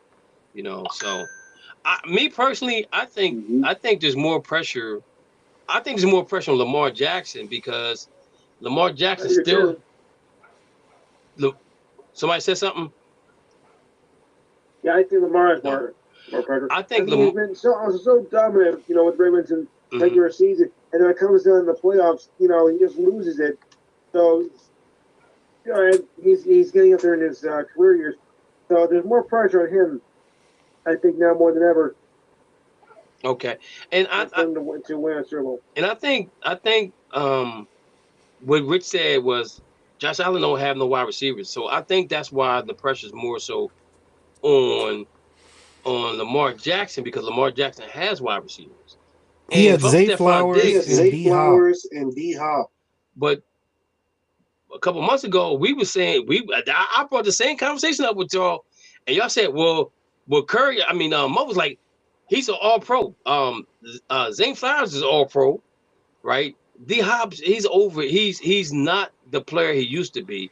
But that's why I'm saying I think Stefon Diggs would be a great fit for Baltimore. But I think the problem with the problem with Lamar Jackson is that down the seams is where he has problems throwing the football. I think that's a problem for him. If there's got to be an issue there, because if you had an all-pro wide receiver that's available, why doesn't he go to Baltimore? You have your running back, you have your tight end, right? You got your quarterback that's a run option, running back / quarterback. So you got all these options to be a better team where you got to watch everybody.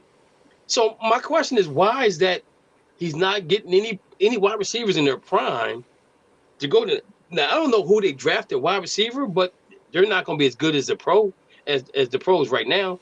You know what I'm saying? And so that's my only issue is that I don't know if his balls between the seams of the football field is a problem for him. That's what I'm saying. I think that's a problem that he needs to correct, and hopefully that Todd Monken or whoever the coach is now, not Monken, who's the coach? What's the dude's name? The coach for Baltimore now? I can't think of his name right now. Oh my goodness, I can see his face, but I can't think of his name. But anyway, if he can help him throw down the seams.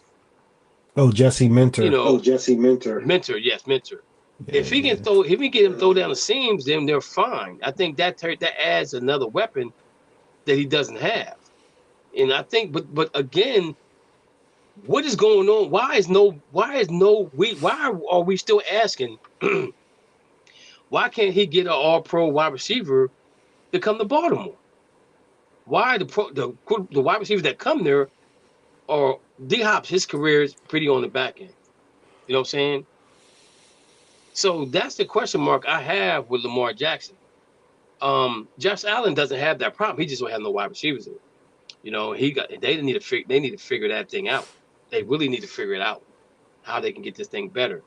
So I just wanted to ask y'all guys that question and see what y'all comments was about it, because I'm still saying, and the thing about it is Baltimore and Buffalo are 6th and 7th as far as the hardest schedules in the NFL right now. So their schedules is not going to be easy. I wouldn't be surprised. I really wouldn't be surprised if nobody wins 10 games in that division again. I think that division could go 9-8, 10-7. You know what I'm saying? What division? Mo can come back. Division? The AFC East. North. Is that the East? Yeah. North, possible. The division with Baltimore in there. North. You think? North. You think? North. Go ahead. You think? Go ahead, Rich. You think that could be? Think that could be? With who? With who? Baltimore. What do you mean? The Bengals? The Bengals? To be honest with you, I think I would not be surprised if the Bengals would have won a division with 11 wins, or maybe 10 wins. What would surprise me? You know what would surprise me? What's that? If they did. Because your boy can't stay healthy. Joe is an injury problem. Well, they did address the offensive line. Okay. And that's the whole thing. That's the whole thing is he has to stay healthy. But how old is he? I don't believe it. How old is Joe? He's what, 26, 27? Joe. He's got to be 28, 29.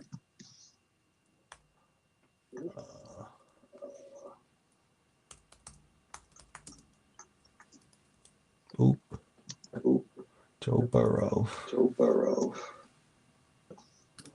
Yeah, he's a bum.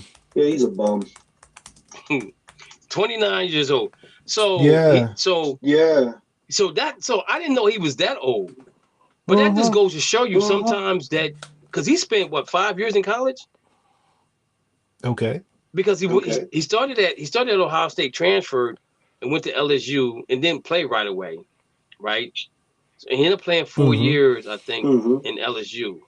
So he was older when he came out the league.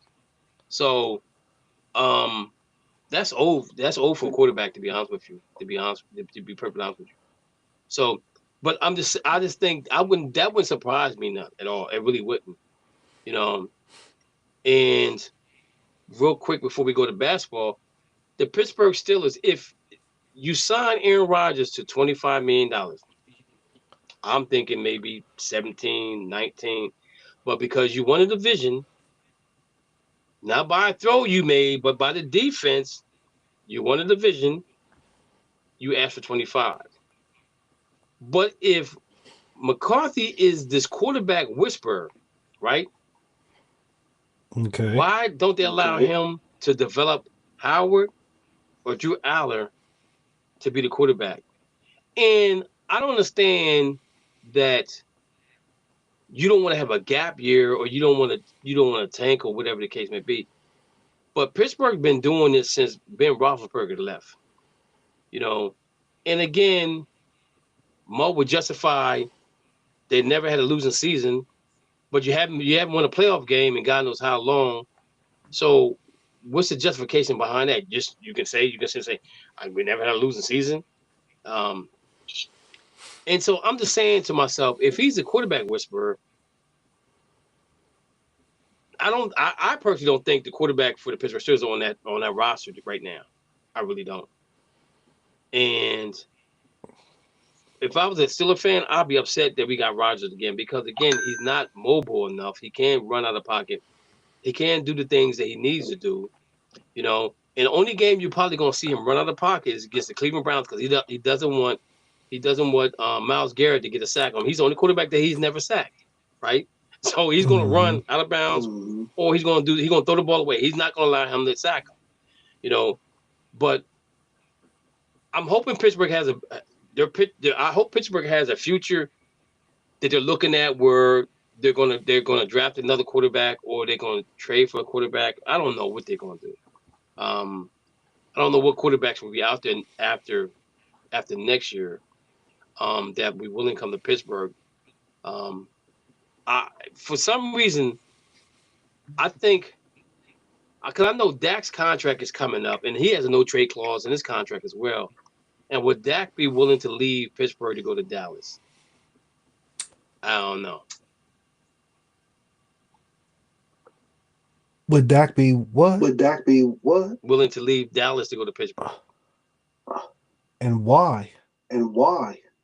Well, only what I'm saying is because maybe he don't get paid like he wants to get paid. And Pittsburgh might be willing to give him what he wants, right? Because Dak's not he's the one he can't stay healthy either. So maybe he's not the person that I'm thinking. Maybe he's not the quarterback that I think that should be going there. You know what I'm saying? I don't know. I don't know what quarterback could go there, to be perfectly honest with you. That they to me, they need a mobile quarterback that can run if he has to run, make plays with his feet. I don't see none of the three quarterbacks they got on that team can do that right now. No. They're all pocket passing quarterbacks. Mm-hmm. And as we know, if you look at Super Bowl winning quarterbacks, they're most pocket passing quarterbacks. They're the quarterback type that wins Super Bowls, right? But when do they switch over? When did it change? You know what I'm saying? So that's a question for Pittsburgh. I'll put some overs on the line to talk about it. All right, so real quick before we get into basketball, we got. I was going to say before you go to basketball. Go ahead. I got two things. First, I think Pittsburgh missed their window when they didn't go out to Kirk Cousins. I think he would have been a better bridge than Aaron Rodgers. Let me ask you a question. I think he would have been a more quarterback to develop a player. Aaron Rodgers not interested in. Let me ask you. Anybody behind him. Let me ask you a question about the Curry. Show up for the off-season practices. I think Kirk Cousins might have been too pricey for them. That's why I think they didn't go after Kirk Cousins. Yeah, but I just think that they could have got him. If the Raiders got him, they could have got him. But before you go to basketball, one thing I stand corrected on, and I'm shocked Rich didn't catch me on this one. The Colorado Rockies did go to a World Series. They got swept by the Boston Red Sox in 2007. Oh, yeah. I wasn't paying attention. I would have jumped that. Yeah, because I was like, I was surprised they didn't catch me on that one. Because I was like, I said, I could have swore they won. They went to a World Series. And they didn't win. Corrected. Okay. All right, so I'm 1-0 today on that, being corrected. Yo, so week 1, must-see game. Patriots at Seattle. 49ers at the Rams. Bears at the Panthers. Bengals No. I'm gonna say Patriots. I'm gonna put an X to that one. The Rams. I'm gonna put a check mark to that one. Bears, Panthers, no. Bucks, Bengals, no. Saints, Lions, no. Bills, Texans, no. Ravens, no. No. No. Jets, no. No. No. No. No. Yes. So I'm looking at the first week of the schedule. I don't know if you guys know it. So you got the Patriots at the Seahawks. That's not a must see. The 49ers Rams is must see. Bears at Panthers, no. Bucks at the Bengals, no. Saints at Lions, no. Bills at Texas, no. Ravens at the Colts, no. Browns at Jaguars, no. Falcons at the Pittsburgh Steelers, no. Jets at the Titans, no. Cardinals at the Chargers, no. Dolphins at the Raiders, no. Packers at the Vikings, no. Commanders at the Eagles, no. Cowboys at the Giants, no. Broncos at the Chiefs, yes. I think those are two must-see games for week 1. You guys agree or disagree with that? Broncos, Chiefs, and Broncos, Chiefs, and who? The Broncos and Chiefs and the Rams and 49ers. Oh, yeah, I don't disagree. Okay. It's a must-see game for me. It's the Dolphins and Raiders, because that's the game I plan to be at. I can dig that. I can dig that. Oh, so you going out to Vegas for the what? You going out to Vegas to watch that game? Yeah. They're going out there. Yeah, be prepared. Be prepared. You better buy 3 seats so nobody sits next to you. Yeah. Because some seats are tight. Yeah, those seats are tight.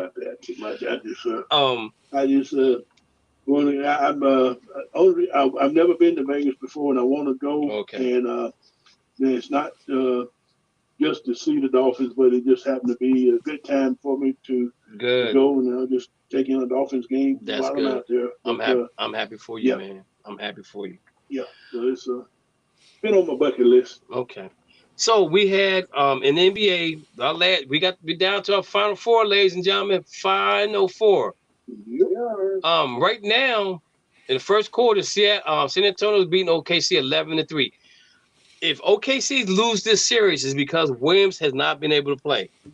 He's an integral part of their offense, and they could get away with it against who did they play? Whoever the last team they played, whoever the last team was. Let me see here. The Lakers. They could have got away. Lakers. Yeah, they could get away with. They got away with the Lakers, but I don't think they get away with the Spurs.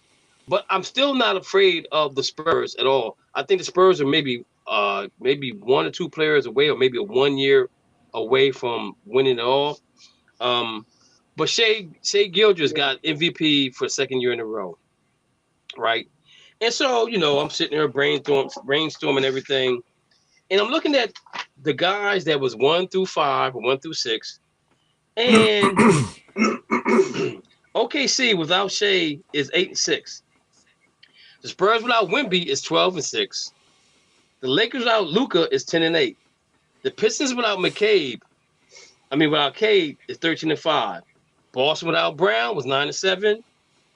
Nuggets without Joker was 11-6. So those are the top 6 guys that were in the running for MVP. And I say that to say this, that during me personally, I think the MVP should come down to the last 2 teams in the NBA Finals, because that's when it counts the most. It just so happens that Shai he's one of the 4 teams that's still in it to go to NBA Finals, because at the end of the day, this is where you show that you need him in the game. Now, I'm gonna say this again: Williams is a big part of that team, and if they were to lose to the Spurs because of Williams not playing, I see them going a different way from Williams. I see them maybe move away, because he's been hurt all season long, and I don't know if it's a hamstring or ankle or knee or whatever. But that's a long time to be out. He came back for a little while, and then he left again because he wasn't 100%. But again, you look at what they have, and on top of what they're going to probably get in the near future, they're going to always be competitive. They're always going to be a competitive team no matter what. So I don't disagree with him being the MVP. But it wasn't really close, right? And even the situation with Wemby, let me say this: at 7'4", you should be at 7'4". How tall was Yao Ming? Was Yao Ming 7 foot?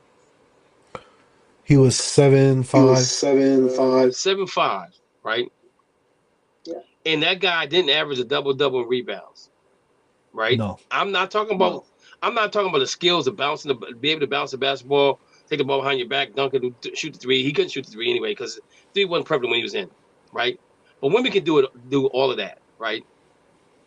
And he made defense be a president in the league, especially when the All-Star break. When they did the All-Star game, he said, "Yo, I'm gonna block every shot that I can. I'm bringing defense back into the play." And I think that if you're a player in the NBA and you can do both well, you got to be in that conversation, right? And that's what I'm saying. I think Wemby should have got the MVP because he does both, and it's hard to be able to do both. Shay's not a good defender, right? And there's things about him flopping and things about his push off. All these things is going on that the NBA is going to take a really close look at next season, to see players get away with it. Jaylen Brown showed plays. He's like, I did the same thing he did. I get an offensive foul. He doesn't get anything, right? So now they're putting the mark on the NBA, and they're putting the mark on the referees. That if you call it for me, then you got to call it. If you call it for him, you got to call it for me too. So now there's going to be a precedent set next season where you watch when you push their arm out, they're going to call an offensive foul every time. They're not going to allow you to get away with it anymore. Shea does it a lot. So let's see if he can adapt his game to not doing that no more. Because Jaylen Brown said, I watched the film. He said, I started doing it. He said, and during the season, they didn't call it, but during the playoffs, they called it. So my thing is like, if you're going to call it during the season, a foul's a foul, right? And I think that's why James Harden has such a difficult time adjusting to the playoffs, because the calls that he usually get during the regular season, he don't get in the playoffs, right? And so with that being said, even with the Cavaliers and the Knicks game coming up, I wanted to see Detroit win because I think Detroit's more of a muck-up team. They're going to muck the game up for New York. But the key to the Cavaliers series is right here. If James Harden, if Brunson's guarding James Harden and Harden get him in foul trouble, that's the key to Cleveland maybe going to 7 with the New York Knicks. If you don't get the calls, I don't know if that series go past 5, because I'm not scared. I'm not scared of Cleveland. You know what I'm saying? And the thing about it is with the Cleveland right now, and the way the contracts are set up right now, there's the free agency in the NBA is going to be bananas in this offseason, because the thing about it is you're looking at a bunch of guys is going to be in the free agent market to go somewhere. And I'm trying to pull it up now. Where was that? And the thing about it is that these are teams that have bad cap space. The Suns, the Cavs, the Warriors, the 76ers, the Clippers. So those 1, 2, 3, 4, 5 teams can't really do a lot in the offseason because they stuck with contracts that nobody's going to want. And out of all the teams, the Suns, I don't know, the Suns are stuck because of Kevin Durant. The Cavs got Donovan Mitchell's contract, and they got Harden's contract, but Harden becomes a free agent. The Warriors got bad contract with Draymond Green and Steph Curry. But I think that, guys, I honestly believe, to me, out of all those teams, the Warriors are a team that could be a destination for some superstars to go to. For some fact that they have Curry there. For some fact, out of all the bad contracts, that could be. I could see Kawhi Leonard maybe going there. I could see LeBron going to the Warriors. I can't see James Harden going there, but LeBron and Kawhi, I can see them going there. Will that mess up their legacy a little bit because they're out chasing the ring? They had to go to Steph. They had to go to Steph Curry to go and get a ring. Now I'm gonna say this about LeBron James. Kyrie Irving is a free agent this year, right? We haven't heard anything about Dallas giving a contract extension, but I think I think that they may allow him to walk for the simple fact that they want Cooper Flag to be the face of the team. But Cooper Flag, from what I'm hearing, he's on a rental. Excuse me.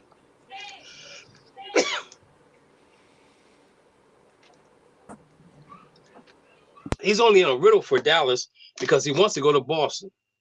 So, do Dallas invest in Kyrie Irving with a thought process? Excuse me. Excuse me, guys. And the thought process of Cooper Flag maybe going somewhere else other than staying in Dallas. Because no. Exactly, because what happened was before the draft last year, Boston had a conversation with Cooper Flag. And from what I heard, this how the conversation went. Go down and ball out. We'll come and get you. We'll make some trades for you. We'll do a sign and trade for you to come to Boston. That's what the word was that could happen with him. So again, there's a lot of, like I said, there's a lot of free agents out there that's coming. That's going to be. This is probably one of the largest free agent classes we've had in a long time. The thing about it is, you got the first apron, the second apron that you got to get under. And every team that I said had a bad contract with the Suns, Cavs, Warriors, 76ers, and the Clippers, all over the other apron. The Cavs were really hurting over the second apron, so they're gonna have to get rid of somebody unless they want to pay that the tax. The thing about it is that the East is going to get better. Detroit's going to get better. Orlando's going to get better. Atlanta Hawks going to get better. Milwaukee's going to get better. No matter what they do with Giannis, they're all going to be better. And this year, with the situation with Detroit, is this right here. Detroit had the best record in the NBA, but I'm going to say this.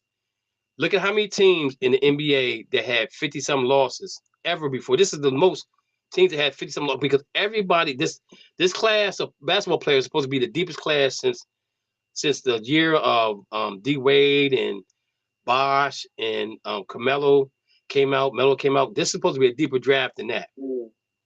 So everybody's trying to position themselves to get one of these players. So if that's the case, that's why all these teams did the tanking. And I know they came up with the NBA is supposed to come out with a new system about tanking, where even if the teams that made the play-in, they're allowed to be in the draft to get the number one pick. Right? So that's a different way they're going about it. Even though I think they should. My thing is the teams that don't make it in, they play for that number one draft pick and keep it rolling that way, guys. That's just my personal opinion. So I'm losing my I have a little sinus thing going on, so my throat's a little raw. But before we leave out here, these are the teams with the best the best cap. The Spurs, the Thunder, the Magic, and the Nets. And the Nets want Giannis, but they don't want his brothers. They're like, yo, you can come, but we don't want you to bring your brothers, right? Yeah. So that's kind of crazy. That's a thing that probably is not going to happen. That might want to happen, but then Giannis wants to go to a team where he has the opportunity to probably win another title, right? And so that's up in the air. There's a lot of rumors about him coming to Boston, but I don't think Boston's not going to entertain losing Jalen or Jason. I think that Hauser, Derek White probably would be on the block to be traded.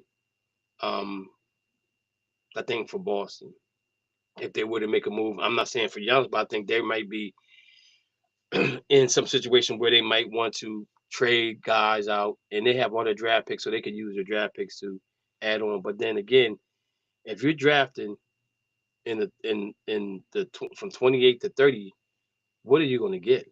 You know, one thing you can do is move that draft pick around like the Thunder have done, and make the best of the best. So before we get out of here, man, we're at our 2-hour limit. I'm kind of glad because my voice is about to go. Rich, what you got for us going forward, brother? I got Chicago. Got 4 draft picks. We got number 4, number 15, number 38, number 56. Number 56. I want to use all of them, or I'd like to get rid of some of these pieces, send these down to Memphis for the number 3 pick and Ja. Ooh. And they can have Patrick Williams and a bunch of other expiring contracts. And let us get that number 3 and Ja. We'll make the so you want to send all 4? Wait a minute, you want to send all 4 of your picks? No. We got the number 4 pick. We got the number 4 pick. So number 4. I want Ja and the number 3. I want the number 3. I want the number. And then I'm gonna send the number 4, Patrick Williams, a bunch of expiring bad contracts. Down to Memphis, y'all can go ahead and get in the rebuild mode. Ooh. And let us get Ja. I pick up Caleb Wilson at number 3. Yeah. And then I'd probably go after Walker Kessler. Wait a minute. So y'all picking at 4 and where else? 15. Okay, so what are you gonna send to Memphis? 38 and 56. So what picks are you sending to Memphis? 4. We're only going up. So you're going up 1 slot. So which you gonna take? So where do Memphis draft at? 3. Okay, so I didn't know that. That's what I was asking. Yeah. That's what I was asking. So you gonna trade? You get 4. Patrick Williams. Hold on. Let me look at this roster. I can give you some. Patrick Williams is definitely the first to go. Like he's got to go. I'll get rid of Patrick Williams. Okay, go ahead. Zach Collins. Oh no, I keep Zach Collins. Nick Richards. Any of them dudes. Trey Jones. Any of them. Patrick Williams. Williams got the bad contract. Okay, so you're saying you're gonna flip-flop 4 for 3, right? So Memphis still gets the player they want. And just make the money match with Ja. And you said you're gonna draft Caleb Wilson. Yep. Caleb Wilson. Okay. Yep. And they'll still get Cameron Bruiser because that's what they're projecting. Okay. Who Memphis? They can have. I just want Caleb. I'm gonna say about Boozer. I think his feet too slow. He's soft. And he carries a lot of weight too. So he's gonna have to get in the NBA shape. And so that's why I want him to go to Utah. Who go to Utah? At number 2. Who, Boozer? Cam Boozer. Yeah. I want him off. No, they got Which one? They got Darian Peterson going to Utah. Yeah. I know, but I just think Walker Kessler is a restricted free agent. If somebody comes along and offers him a deal he can't refuse and Utah can't match. I mean, I'd like that to be Chicago to go with Caleb Wilson. Make a move for De'Aaron Fox. For who? There's a couple. De'Aaron Fox. He's not a free agent, but we could get into the trade. He ain't leaving. When De'Aaron Fox ain't leaving, he might. That dude's heavy, this apron. Yo, he said their cap is good. Spurs cap's good. We about to find the out. Spurs cap. These got the best. This is the best cap right now. Spurs, Thunder, Magic, and Nets. All of them got good cap. They got the best cap right now. Okay. Well, Thunder don't have good cap. I just saw Lou Dort and Isaiah Hartenstein is going to be casualties. That's why they got. That. That's why the cap. That's why the cap's gonna be good. But what I'm saying though, you look at if you go back and look at the best cap to the bad cap to the best cap, the Thunder is sitting right there. Because you think about it, who are they really giving money to? Other than Gilgeous. Yeah. You know what I'm saying? So, but I like that move. That's okay with Chicago. That's okay with Chicago. Yeah, because John Morant needs a different atmosphere. And, he's not staying. Oh, what you gonna do with John Morant? You gonna trade him? I'm gonna move him. Absolutely, out of here. We don't need the problems in Chicago. But where you gonna send him to? Wherever he wants to. Where you want to go? So why would you make the trade for John Morant if you? Because I want number 3. I do not want to give Memphis the ability to choose Caleb Wilson at number 3. Oh, okay. So that's the key. Is Caleb? You want Caleb Wilson at number 3? Caleb is the key to the whole thing. So you think that Memphis will go after him before they go after Boozer? Is that what you're saying? I think Memphis would seriously consider it. His athleticism alone is like head and shoulders over Cameron Boozer. Wow. Like, and he plays defense. And see, and I never got a chance to watch him play because when Curry was talking about North Carolina is when he got hurt. So I never really got a chance to see him play. Caleb is a baller. Like, he's real deal. Okay. All right. Curry, what you got for us? Anything about them Braves? No, not so much about the Braves. I'm going to give you a different twist right here. I'm going to switch and give you some hockey updates here. I should have said hockey. Montreal Canadiens are up on the Buffaloes 2-0, and this is Game 7. Lose the lead town. Now, a good one that's going to come up on Wednesday. You got the Colorado Avalanche and Las Vegas Knights. That's going to be a good series right there. I can't wait. I'll put the score. And since we last talked, the Carolina Hurricanes still haven't played a game. They're 8-0 in the playoffs, but they haven't played a meaningful game in 2 weeks. So they're just having to sit back and wait for other teams to finish their division. So it's going to be interesting. Either they're going to be well rested or they're going to be rusty. I don't know, but I look for the finals to be Colorado Avalanche and the North Carolina, the Carolina Hurricanes. Okay. Lou, what you got for us? Avalanche cleared the best team. Well, Game 1 of the Eastern Conference Finals against Toronto Cavaliers against my Knicks. And I'm feeling a little bit more confident now with the Knicks because I thought they would have played against the Pistons. They would have, had us on the ropes often and early and wouldn't have much of a chance. I think I do see a little bit more confidence with the Knicks being Cavaliers. So could be finals bound, maybe. Okay. For me, the NBA free agency comes up after the end of the season. The draft is in June, I believe, June 19th or something like that. There's going to be a lot of significant players being moved around. I think area codes, like they said, different area codes for different, the hoes.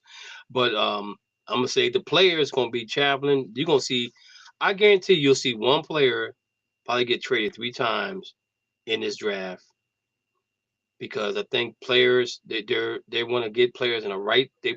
Certain teams want to get certain players for certain situations, and the league's going to get better and better and better because of it.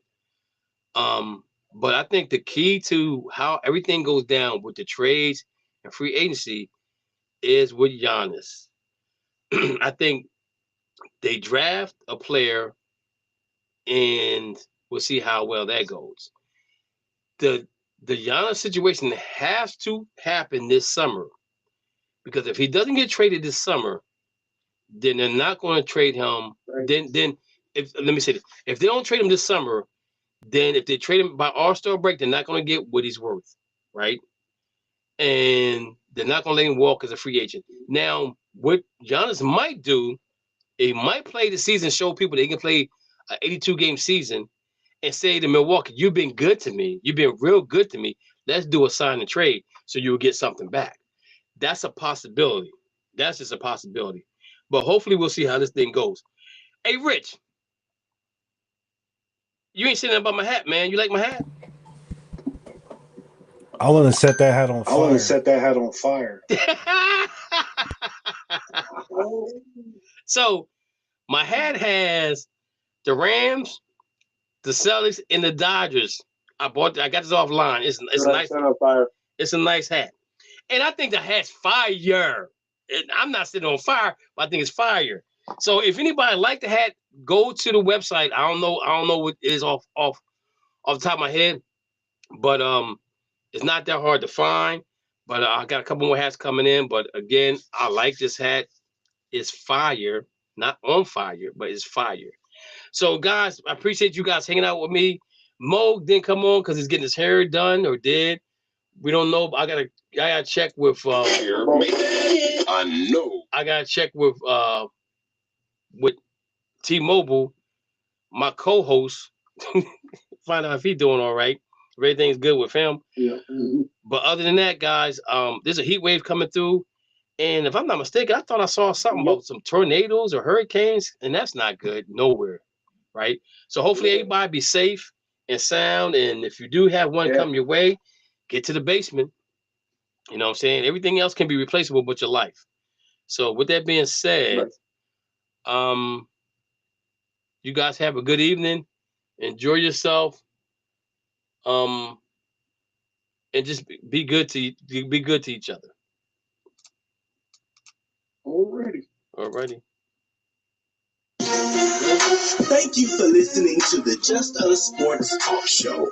You have been entertained in the sports world by K. Diggs from Harrisburg, Pennsylvania, the small city with a large heart, Dana the Hater Clark from St. Petersburg, Florida, and Murray E. Baskerville from Gotta Be More Careful, Baltimore, Maryland. Remember, we throw stones and we do live in glass houses. Big time players make big time plays and big time games. Stay ready to be ready. You have been listening to an In the Zone Sports Talk Radio production. Remember, you can hear us again on star107fm.com on Saturdays from 11 a.m. to 1 p.m. Eastern Standard Time. Be sure to download the Try99 TV app on any smart device and subscribe to In the Zone Sports Talk Television. The cost is $4.95. Thank you in advance for your support.